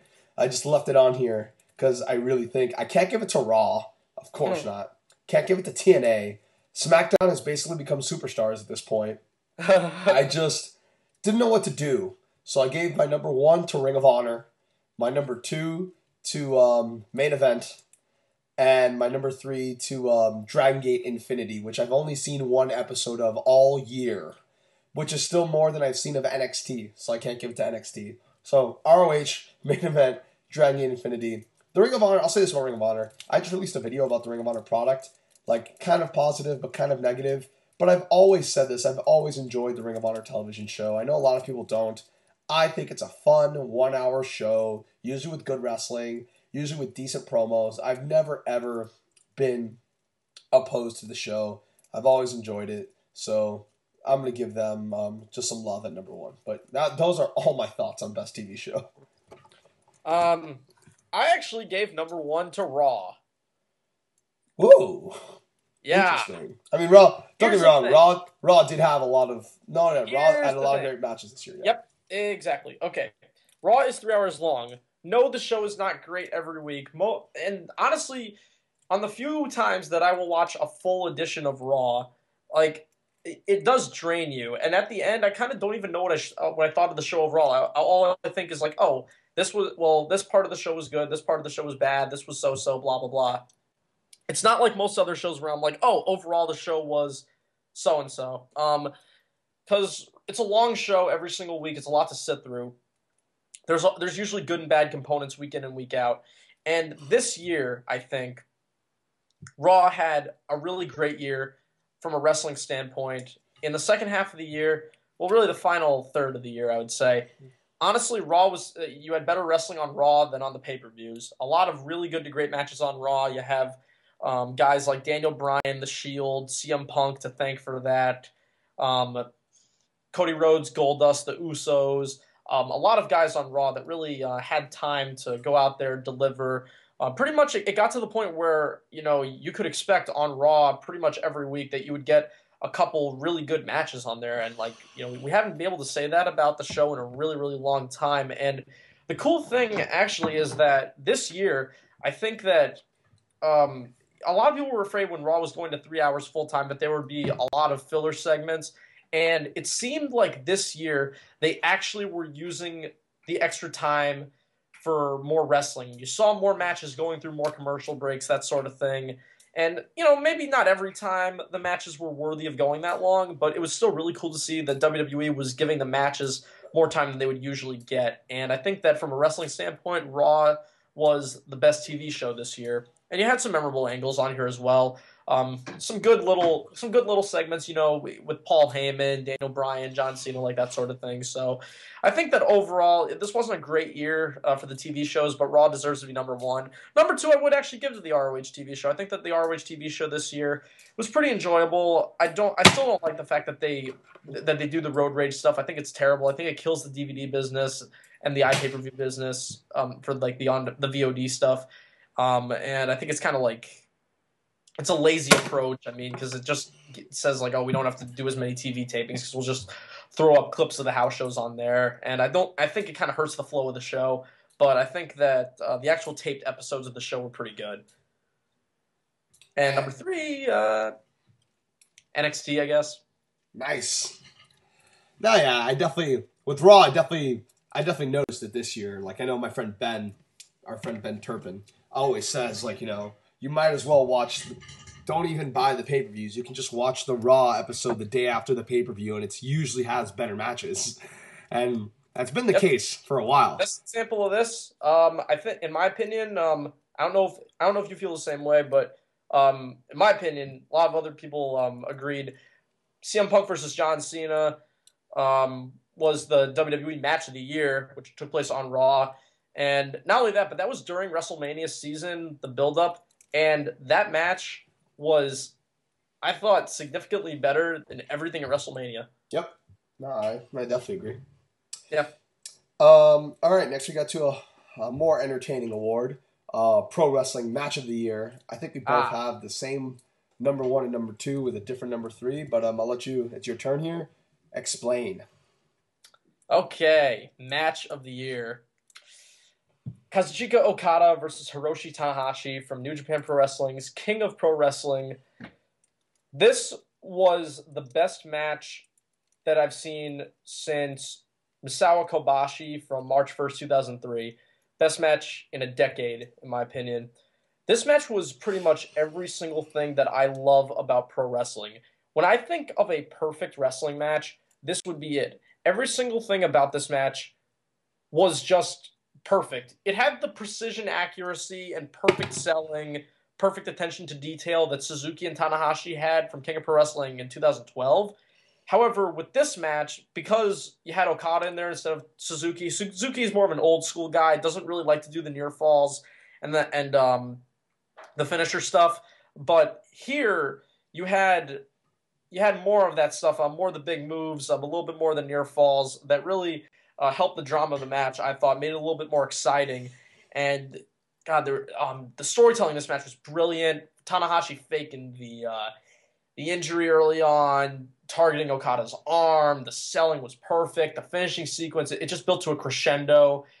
Oh my God, this match was a thrill ride. It was an experience. Like words almost can't describe how amazing this match was. If you haven't seen it, you just need to see it. It truly is one of the best matches that I've ever seen in my entire life.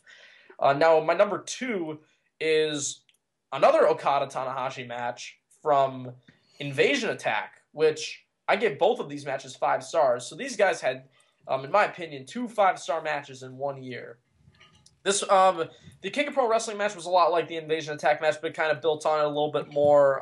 The Invasion Attack match you can expect kind of more of the same. So it's kind of like hard for me to slight this 5-star match. It's just that I did find the 2 matches very similar, but they were still both amazing and really, really fantastically worked and everything like that. I just think that the King of Pro Wrestling match was a little bit better, but they're both the same type of match. They're both phenomenal. And my number 3 is Katsuyori Shibata versus Tomohiro Ishii, which has been called the pro wrestling version of Fry Takayama.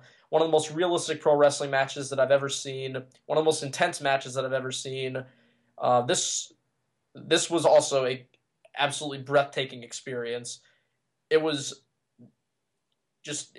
I'll just let you take this one. Actually, I talked enough about Okada Tanahashi, so I'll let you elaborate more on Ishii Shibata. But man, what a fantastic match that was. Ishii Shibata was my number 2 match of the year. I gave this match. I know you didn't, but I gave this match 5 stars. I thought this match was absolutely incredible. I first saw this match with Trademark when I was on the phone with him watching this match, marking out like crazy. It was his first time seeing it. It was my 20th. Yeah, because the match is so short. It's only 11 minutes. You can go back and watch it all the time, and it still be very entertaining. Yeah. And this match was just so much fun to watch. Ishii told a phenomenal story, in my opinion. It was almost like Shibata at the start of the match. You get the vibe that Shibata doesn't respect him. I'm not saying in real life. I'm saying in the context of kayfabe in the match. And Shibata and Ishii was just kept trying to prove to him that he was on his level. And they had this underdog story for most of the match. And Ishii played a phenomenal babyface in this match. And Shibata, of course, being the amazing brawler that he is, just beat the living shit out of him, and Ishii gave it right back. And the finishing sequence of this match, in my opinion, is the best finishing sequence I've ever seen. Ever. I really, really believe that. And the final spot in Okada Tanahashi, the match of the year, is also amazing. But just the last 30 seconds of this Ishii Shibata match is some of the most incredible shit I've ever seen. And I was just breathtakingly blown away by this match. Ishii came off like a star in this match. Shibata came off still like a badass in this match. It was just a phenomenal story. It's only 11 minutes. You have no excuse to not see this match. I'm gonna post links to all these matches probably. Even though it took you about 6 months, but whatever. It took me a long time to see this match, but once I saw it a few days ago, it was just breathtakingly insane. Yeah. And just very quick on Tanahashi Okada. I'd seen all their matches here. All their matches were awesome, but none of them really hit that 5-star level to me. Their Invasion Attack match, I actually gave 4.5. I didn't even give it 4 3/4. I loved it. I thought it was great, but for whatever reason, it just didn't emotionally connect with me like I thought it would. This one did, though. The emotion in this match by Okada, in particular, the whole match was just incredible. Tanahashi played a phenomenal babyface here. It's my favorite spot of the year is in this match. I don't want to ruin it, but it's hilarious. And it's only 6 minutes into the match. So I'll say that much. You'll know it when you see it. And Okada sold the arm beautifully in this match. Tanahashi really connected with the crowd really, really well in this match. And the last spot they did together is just beautiful. And the post-match for this match is also awesome. I love this match. This match was glorious. I gave both of these matches 5 stars. My number 3 is Shibata versus Hiroki Goto from June 2013 at New Japan Dominion. When I first saw this match, I wanted to give it 5 stars. I've seen it again, and I'm only going to go 4 3/4. But only. Oh, God, what a yes, shame. God damn it, man. But this match just absolutely blew me away when I first saw it. This match, I was telling this to Trademark when I first saw it. This match made me mark out only matches like the first ever Ring of Honor Ladder War and Undertaker versus Shawn Michaels at WrestleMania 25 and Davey Richards versus Michael Elgin at Showdown in the Sun Night 2. This match made me mark out on that level. It made me just in tune in that level. I was just yelling and screaming at everything they did. It was the first Shibata match I'd ever seen, so I wasn't used to this style. And just everything they did, everything Shibata did, whether it was a clothesline or a chop or like a suplex, it just made me go insane for whatever reason. Yeah. These guys connected with, and the crowd in this match was the best crowd for a match I've seen all year. This crowd was absolutely in tune with everything they were doing. Osaka just did the best crowd in pro wrestling. They were phenomenal. It's phenomenal like, all right, Osaka for New Japan is like Chicago for WWE, but better. For those that don't watch as much Japanese wrestling, just to give you an idea. Yeah, they were, and you can tell in this match, they were so into absolutely everything. Yep. They were great for this whole show, and a lot of people say that the G1 Climax Day 4 was the show of the year contender, mainly because of this match and Shinsuke Nakamura versus Kota Ibushi, which won the match of the year in Japan. I don't know. I just felt the urge to talk about this match for a little bit. I mean, it wasn't even on my top 10, but New Japan basically had a gold mine of match of the year contenders this year. There's like 15 or so matches from them that I think are all like contenders. And yeah, Nakamura and Ibushi, from a pure storytelling standpoint, amazing. One of the best, probably one of the best matches of the year, just from pure like storytelling standpoint. Yeah, I completely agree. Yeah, so this was just great stuff. Yeah. The MMA match of the year. I'm just going to very quickly say my three. Yeah. I haven't seen John Jones and Alexander Gustafsson or Gilbert Sanchez and Gilbert Melendez and Diego Sanchez yet. I heard those two matches are both incredible MMA fights. But the three that I saw that I gave my match of the year, my number one is Mark Hunt versus Bigfoot Silva. That fight is a spectacle and it's glorious. My number two is Ronda Rousey versus Miesha Tate at the last pay-per-view, December 28th, 2013, UFC 168. That fight is wonderful. And my number three is Brian Stan versus Vanderlei Silva at UFC on Fuel TV, Silva versus Stan back in March in Japan. That match is awesome, and I think that was the best match of 2013 until the John Jones fight happened. So, yeah, I just wanted to get that quickly out of the way. Rookie... if you have anything to comment here, go for it as well, I guess. Oh, for fight of the year? I mean, you don't have to. I mentioned it. Well, a few months ago, I was downtown at this club, and these two guys got into a scrum, and it was really intense. Like, both guys were bleeding from the nose. Like, oh, yeah. Damn, man. All right, get us to Rookie of the Year. This one was really hard for me because Rookie of the Year, I always give to a Chikara guy, but Chikara kind of died this year, so I was kind of put in a really bad spot. So I don't want anybody to judge me when I say my number one is Arctic Rescue Ant. What the fuck?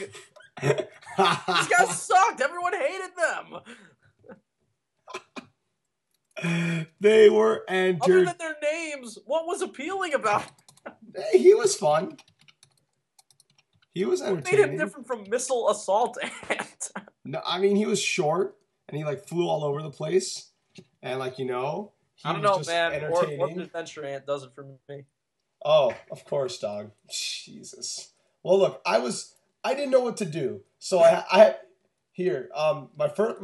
Maybe you can help me out so I can change this. Well, I only have one. I only have one guy that I thought of for this. Who? Okay, say it.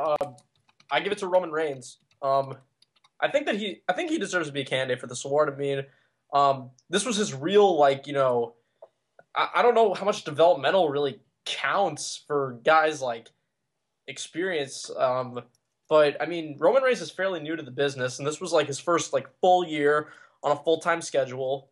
And we talked about him for Most Improved, and I think that if he's considered eligible for this award, I think that he was the clear winner because I can't really think of a lot of other guys that really came on the scene. This was their first year, their first full year in the business. So Roman Reigns was really the only guy that came to mind right here. I would give it to Roman Reigns, but because he debuted, I know December of last year counts, so I guess it's fair. It is their first full year, I think, right? Yeah, I guess I can put him in, but yeah, I don't know. I like being entertaining, so I'll say my three. My number one is Arctic Rescue Ant. I'm staying with that. My number two is Gavin Loudspeaker. He wrestled the match. How's he a rookie though? Because he's never wrestled before. What the fuck? Whatever. Just keep going. And my number three is Raymond Rowe from Ring of Honor. He wrestled 2 house shows against Michael Elgin and Jay Lethal, I think. No, actually, now that you mentioned it, my number 2 and 3 are, respectively, are Eddie Graves and Oliver Grimsley. Oh my god. It was a very tough year for rookies, man. I was really counting on Ring of Honor to help me out here. So yeah, Raymond Rowe actually isn't bad though. I mean, I think of all the new indie guys that they've scouted, he's one of the better ones. Yeah, I've liked him. Also, I'm not even sure if I'm just like I might be throwing around names right here, but guys to look out for in the coming future on the indie scene: JT Dunn, Biff Busick. JT Dunn. JT Dunn, the New England indie scene. Keep an eye out for those guys. I could definitely see one or both of them getting signed by Gabe or ROH. They're in CZW right now, getting booked they're starting to get booked on a regular basis. Very, very talented. Both of those guys are really good. Also, take a look out for Anthony Gangone. Oh, yeah. I don't mean to, I'm not being a dick. Like he no, could. No, you're very right. Yeah. Yeah, he could be somewhere. He was actually a candidate for one of the PW Insider Rookie of the Year awards. I think. Really? I think he sent it to me. He was like, "Holy shit! I can't believe I was nominated." Oh, damn, that's impressive. Yeah. Wow. Oh wow. I'm gonna have to vote for him if it's still available. But either way, next we go to best non-wrestler. This is your turn to take over. This is easy for me. Paul Heyman. Now, Paul Heyman, everybody knows how great he is. Paul Heyman, to me, is one of the best non-wrestlers in the history of the business because Paul Heyman has completely mastered the ability to get himself over and get his character over, but still make sure that the guy that he's speaking for is the center of attention. He speaks perfectly. His promos are fantastic, and he himself is over by himself, but he manages to transfer that heat to the guy that he's speaking for all the time. It's fantastic. The way he was even able to sort of do this for Curtis Axel and Ryback just goes to show how good this guy is. He is the perfect manager. He has everything you could ask for out of a manager. He's fantastic in his role. Enough said.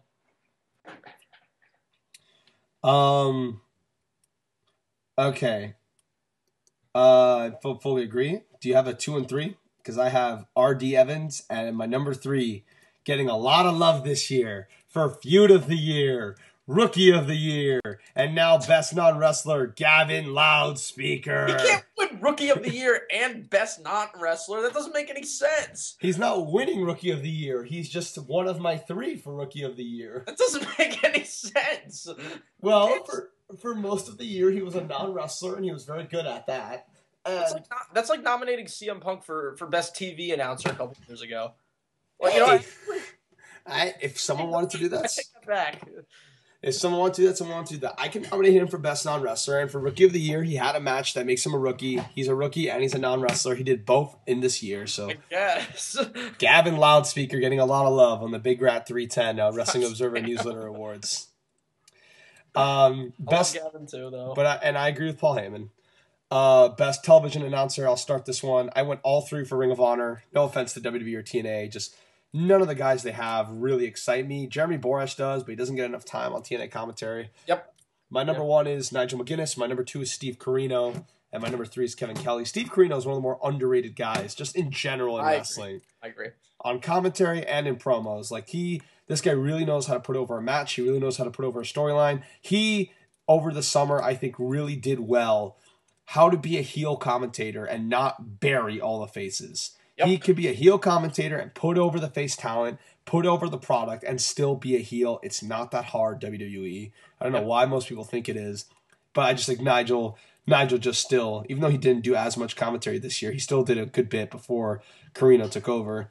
He's just still very good in his job. And if you want to put Corino at 1, I'm fine with that too. And Kevin Kelly, I just think he does his job. He never really says anything really wrong on commentary, in my opinion. So I just thought he was a fair choice at number 3.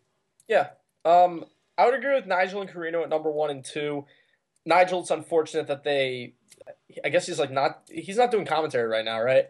He does commentary on the house shows, but I don't know if he's. Yeah, I feel like he's only on there sometimes. It kind of sucks. He should be it sucks that he can't do it full time because he's the on-screen general manager or matchmaker or whatever, because he's fantastic.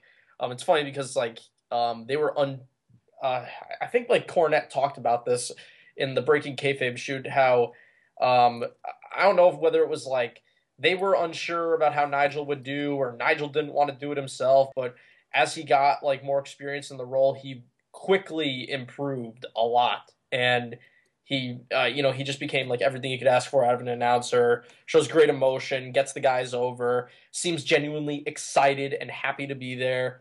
He's a great announcer. Steve Corino, like you said, everything about like, he's everything you want out of a great heel commentator, the perfect way to do it. Walking the fine line while being a heel, not burying the guys. Number 3, I don't know who to give this to specifically because I don't know their names. Whoever's doing the announcing for New Japan, my hat is off to you. I don't know. I don't understand a word. I don't understand a word you're saying. I don't understand a word you're saying, but you're so freaking excited, and the way you're yelling out the names of the moves and everything. I don't care that I don't speak the language. Just the tone and the excitement in your voice really makes those matches a lot more enjoyable for me. So I don't know who it is that's doing it. You're doing a great job. Oh my God, that's amazing. I agree with you, but that is amazing. I can't even imagine if I actually had to send this ballot into Dave Meltzer. Number 3, the New Japan announcers. That's what I have. I have a Word document that I'm reading off. It just says New Japan announcers. Fair enough. I can't disagree with that logic at all. Fully all right. endorse that. Yeah, worst ones. There you go. Am I starting this off? Yes, it's your turn. Yes. Taz. Taz is the worst TV announcer that I may have ever seen. I think even Gorilla Monsoon did a better job than this guy. He is horrible. He is he epitomizes horrible announcer. He's not entertaining. He's not funny. He's constantly getting sidetracked and talking about irrelevant stuff. He buries the guys. He is mind-numbing to listen to. I can usually tune out announcing in pro wrestling. A lot of people say PWG commentary bothers them. It doesn't bother me because I'm usually just not paying attention to it. I'm just watching the match, whatever. When I watch TNA, Taz legitimately makes me want to put the TV on mute. He is agonizing to listen to, whether it's making some bad joke, talking about something completely unrelated to the match. Just everything he says just gets on my nerves so much. I truly hate this guy. Listening to him speak makes me want to cause someone physical pain. Wow. I hate him. I fucking hate him. Number 2 is Mike Tenay. Not as bad as Taz, but seems generally uninterested and doesn't add anything. Number 3, I guess Michael Cole. I don't really hate him that much. I guess of the WWE commentators, he's probably the worst, but doesn't bother me as much as the other 2. I give number 3 actually to Jerry Lawler in this one.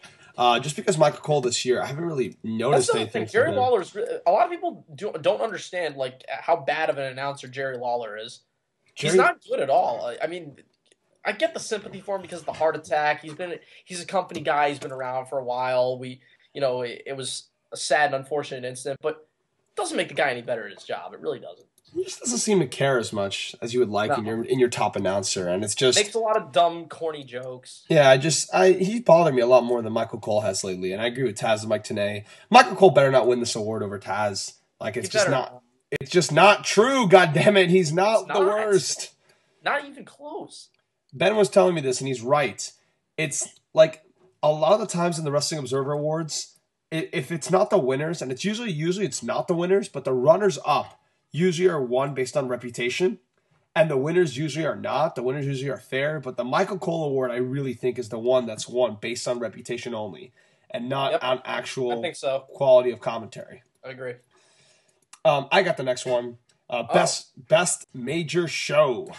And I, as you all know, did not watch a lot of 2013 pro wrestling shows. God damn it. But I got 3. I do not have Bola Night 2 on here. I do not have a single New Japan I pay-per-view on here. But I got 3 shows that I really enjoyed. All right, I'm going to start off with my number 1 show of the year, which I still haven't seen back on tape. But I'm going to say Dragon Gate USA opened the Ultimate Gate WrestleMania weekend. That show live was insane. That show live was the best live show I've ever seen in my life. I saw the show with Trademark over here and our friend LV54, and this show was just insane. You know that guy that reviews every show under the sun? Yes. This show, like, I'm not exaggerating when I say every match was at least very good, with the exception of like one or two. The opener was probably the worst match on the show, and it was a good match. Rich Swann and Brian Kendrick. No. You saw it back on tape and disagreed now? Well, the worst match of the show is, I mean, if you don't count that squash, then John Davis. Oh no. Okay. We'll get to that. You're wrong on that one. The worst match on the show was Kendrick and Swann. Then the next match was like that 6-man high flyers match, which live was so much fun. Then they also had on the show Sami Callihan and Nuha Nation, which was a good match live, just a little long. Yeah. They had the Super Smash Brothers versus Tomahawk TT and Eita, and that match live was great. Ricochet and fucking Akira Tozawa, that match live was awesome. The Young Bucks versus AR Fox and Shima, that match live was really good. And the main event, Johnny Gargano and Shingo, that match live was incredible. So just the whole show from a live perspective was amazing. I haven't seen it back on tape yet, but I'm sure I'll love it because I'm always very biased towards shows I see live. And this show live was my favorite show of 2013, hands down. And John Davis versus Trent Beretta was the other match, which on tape, that match isn't that good. But live, that match was incredible because in our section, we absolutely massacred John Davis. That's my favorite pro wrestling experience of 2013. Fuck you, Davis. Clap, clap, clap, clap, clap. Fuck you, Davis. You still suck. Get the fuck out. Way to work the crowd, Davis. Slow down, Davis. That match was so much fun. Yeah. My God. Yeah. So that's my number one. My number two is ROH, A Night of Hoopla. Fuck yeah, bitches. This show is so much fun. It's so entertaining. It's a comedy show and it's an entertainment show. Every match on the show is a lot of fun. All the wrestlers they try to make the fans laugh. When you watch this match, either don't star rate it like you would a normal pro wrestling show. Star rate it based on how much you are entertained by the comedy. Enjoy it based on the entertainment value of each match. It's one of the funnest pro wrestling shows I've ever seen in my life. I know typical ROH fan said this was his show of the year. And this to me was the second most entertaining show I saw in 2013. And my number three is SummerSlam. They have two of the best. They had two of the best matches of the year last year. Both those matches are in my top 10. Daniel Bryan and John Cena and CM Punk and Brock Lesnar. That alone already elevates the show to a very high level. The undercard wasn't that good, but Del Rio and Christian also had a really good match. And the strength of those two matches alone really carried the show to be a great show. One of my favorite shows of 2013. That's my top three. Bring it, bitch. Match that. Okay, here's the real list. Number one is New Japan Pro Wrestling's Wrestle Kingdom 7, far and away the show of the year. New Japan had an amazing year with a lot of really great iPay-per-views, but here's what makes Wrestle Kingdom stand out. Yes, it was one of their better shows from last year from a match quality standpoint. There were a lot of great matches on here, everything that you'd expect out of a New Japan show from 2013. However, I talked about this in my review of this year's Wrestle Kingdom from 2014. Wrestle Kingdom's the one show of the year that can match WrestleMania from a presentation standpoint. It had the big show atmosphere, live music performances, big entrances, big stage, big crowd, video packages, all that sort of thing. It felt larger than life. So it was your usual really, really awesome New Japan show, but with that like big show feel to it that made it feel like it was more than just a wrestling show. Basically, this show was like the perfect WrestleMania. Everything that you think that WrestleMania should be every year is what Wrestle Kingdom 7 was. It was up there with like the best WrestleManias of all time. It was one of the best shows I've ever seen. It was just awesome. Like I can't see any wrestling fan that wouldn't enjoy this show. You know, it just had everything. My number two was New Japan Pro Wrestling's King of Pro Wrestling, which I think was close to Wrestle Kingdom in terms of match quality. Probably almost like equally as good. It had Okada Tanahashi, which is the match of the year, one of the best matches that I've ever seen. Also had a really strong semi-main with Nakamura and Marufuji. Had a really, really great match with Shibata and Ishii, rematch of the G1. So match quality-wise, this is a great show. One of New Japan's best shows last year, I thought. So basically, based on pure quality, it's my number 2. Just really, really amazing show with one of the best matches of the last, like, 10 to 20 years on it. And then you have, at number 3, for me, was PWG Bola Night 2. This was one of the best PWG shows that they've ever done. One of the first PWG shows that I would recommend to somebody who's never seen a show from the promotion before. The crowd was hot as ever. It was just one great match after another. It was kind of like you were saying with the Open the Ultimate Gate show, but it just had a better flow to it. It was a little bit more consistent. On tape, it came off a lot better than the Ultimate Gate show did, just because on tape, that show, the first couple matches are like, eh. But here, pretty much right from the get-go, it's really, really, really fun from start to finish. Great star power up and down the card. Like I said, the match quality is great. The crowd is as hot as ever. So it's one of the... you could argue that it's the most fun show of the year in all of pro wrestling. So that's my top 3. Those shows are all fucking awesome. Well, if you wanted to just be very boring and dry and just watch a show filled with great technical wrestling matches, you can listen to his list. If you want to be entertained, come to my list. Come to where the fun is at, on the Big Rat 310 side of the world. All right. All right, now we can go to the Category B awards. As we all know, blondes have more fun. God damn it. For these awards, we don't have to give a top 3. In fact, for some of them, I don't even know how you can give a top 3. No. But I guess for some of them, we'll try. I don't know. Maybe we'll name a winner and maybe a runner-up. But, yeah. All right, you start. Worst show. Worst show of the year. Take it away. WWE Battleground. Okay, WWE had a string of horrible pay-per-views to end the year, but this was by far the worst one. This show was full of a bunch of filler matches. Like, half the card didn't even belong on pay-per-view. Almost every match had a bad finish. The main event and the finish of the main event just was the icing on the cake. This was already a bad show, and then this finish. I don't know who the hell came up with this. This was like worst case scenario. We did a bullshit finish at SummerSlam and a bullshit finish at Night of Champions, so how are we going to follow it up with bullshit that's more than 2 pieces of bullshit combined with this? The Big Show interferes, and there's not even a finish to the main event. The bell did not even ring. The Big Show's music just played, and the show just ended. So it was like the worst finish ever. You had a not good Ryback and CM Punk match, one of CM Punk's worst pay-per-view matches in a long time. The pay-per-view just didn't give you anything worthwhile, aside from the Cody Rhodes and Goldust versus the Shield match. Everything else was just either TV quality or worse. Like, a lot of pay-per-views have been called, like, Raw quality. This is one of those shows where if it was a Raw, I would have said that it was a bad episode of Raw. Yeah, definitely agree. Yeah. Runner-ups you want to name?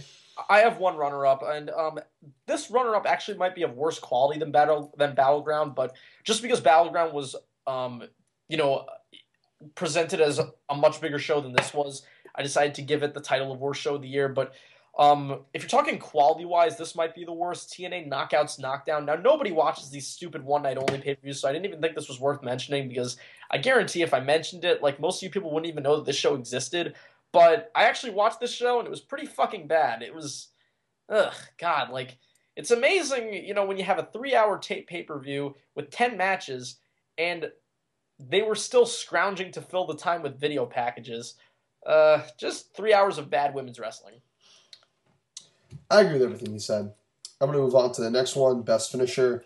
I give it to Ricochet 630. I can't stop giving it to him. Like, every time I see this thing, it's fucking amazing and it's incredible to watch. In a very close second, I gave it to Okada's Rainmaker, but Ricochet 630 just absolutely wows me every time I see it, and I will give this award to him until he stops doing it. Interesting. My best maneuver is the Rainmaker by Okada. This is the best finisher in all of pro wrestling because nobody's kicked out of it yet. Yes. I really just... Yeah, wait, no. Someone has kicked out of it. Really? Tanahashi kicked out of it in their King of Pro Wrestling match. Well, it was a kick out after it took, like, Okada laying around, both guys laying around for, like, 2 minutes in pain or whatever before like. Yeah, okay, before there was a kick out, but there's never been an immediate kick out. Like he hits the move and the guy kicks out at 2. Like that's never happened, and it's so over. It's ridiculous. Right when Okada does the pose, the place explodes no matter where he is, and it always seems like right when Okada decides that it's time, it's that point in the match where he's going for the move. It feels like it's a fight from that point forward from this guy to avoid this move at all costs because it's so deadly, and that's why it's the best move in my opinion. My runner-up, I guess, for this would be Katsuyori Shibata's, what I've termed the corner dropkick of death. Damn. You just have to see this. This is true. The hang time he gets on this is amazing. It looks like something out of a video game. It is actually quite marvelous to watch. Okay. Most disgusting promotional tactic. Okay. There were a lot of these this year, actually. There were a lot of things that, like, that disgusted me, I would say. But my number one, or like, well, we don't have a 1, 2, 3 for this, but I think that the most disgusting tactic was WWE exploiting Paul Bearer's death and using it for the CM Punk and Undertaker build up for Mania. It was just really petty, really, really petty way to build up the Punk and Taker match. It really sucks because you have two guys who obviously are very, very over, very, very popular with the WWE fan base. You don't need to do this type of thing to get people excited them to wrestle at WrestleMania, you know? And they did it anyway. It was really a very distasteful storyline. Paul Bearer just died, and you want to, like, use this as a build-up. Huge turnoff. I completely agree. I had that as my number one as well. I think a close second is fuck. You told me it off the air, and I completely forgot about it.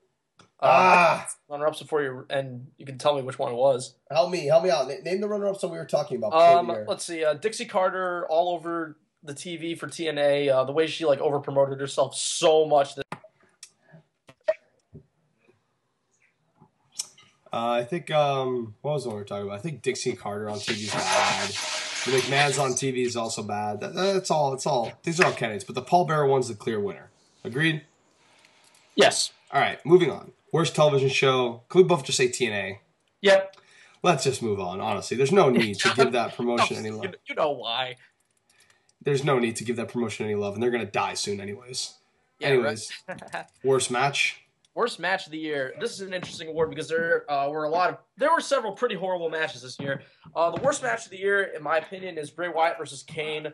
I think that the gimmick just did both guys no favors whatsoever, and it really hampered their ability to work together. It was very laughable. When they did the finish, it was like, what was the fucking point of the gimmick in the first place? Because it didn't play into it whatsoever. So this match was really awkward and just bad. It was one of those like laughably terrible gimmick matches. I thought very, very terrible. But I think the match that deserves to win worst match of the year, and the match that I think will win worst match of the year, is Randy Orton versus The Big Show at Survivor Series. Just because, man. As a pay-per-view main event, a match with several months of build-up, this is what they put on. Everything about this just sucked. I agree.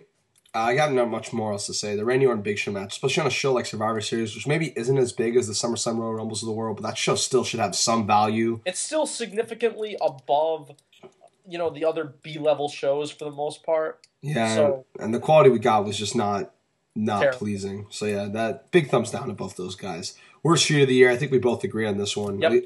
Daniel Bryan versus The Authority. I think this really sucks because when this started, I thought it was going to be a great storyline. And usually the worst feud of the year is something that you don't have high hopes for going in, and it ends up being like even worse than you thought it was going to be. This one is something that I thought, wow, on paper this sounds like a great angle, and it just ended up being awful. It didn't benefit anybody. It was just a typical Triple H thing. Like, let's just do everything to get Triple H over, and the other guys just fuck him. Anytime Triple H is involved with a main angle on WWE television, it doesn't turn out that good. I've come to realize that. No, it doesn't. But yeah, I'm kind of sad too. Like, this could have done a lot for Daniel Bryan. Smart bookers could have used this match and this feud as a way to really help Daniel Bryan take their company to take himself to the next level. Orton either. No, it didn't. It was just a waste of time. I felt sad for Daniel Bryan and even a little bit for Orton involved in this thing. Worst promotion, again, do we have to say it? Dude, this company, it's not just because TNA's bad and everybody hates TNA. Because TNA they're dying. They're like dying. Oh man, they've just go to nodq.com and look at the pictures of TNA live events and what they're drawing. They booked a high school gym, and you couldn't buy tickets to see this show on Ticketmaster. You had to go to the place's local cupcake shop to buy tickets to this show in a high school gym, and they couldn't even sell it out. You just couldn't. It's just depressing. Like, they cut so many of their employees, both like workers and behind the scenes. They feel like a company going out of business. So yeah, from a promotional aspect, they also deserve to win this award. Yes, exactly. Best booker and best promoter. Can we both agree it's Jotto and Ghetto and Dana White? I really don't think. Yeah, I think that was pretty clear. Self-explanatory. Yeah. The gimmick one's a more interesting discussion. We have two awards left: best and worst gimmick. You do best, I do worst. Who is your best gimmick? Yeah, the best gimmick I think is the Wyatt family. I can't really remember the last time that WWE hyped up a debut, and just based on the character of the guys, it was able to generate so much interest and hype. Because, I mean, yeah, us indie guys knew about like, you know, Brody Lee and everything like that, but he's not a guy that casual fans were familiar with, and the only guy anyone recognized was Bray Wyatt, you know, for being Husky Harris. And, you know, despite that, everyone was so hyped for these guys' debut just because of the vignettes and, like, this fresh and interesting and completely different gimmick. And, you know, I know, like, people were buzzing all over the internet, like, oh my god, what are these guys going to do at, like, WrestleMania or Survivor Series or blah, blah, blah, just purely based on the fact that they were so into the gimmick and found it so fresh and interesting. And when a gimmick itself is able to take a guy to that level and, you know, connect them that much with the audience, like, it kind of just speaks for itself. And that's why I think the Wyatt family deserved to win the best gimmick.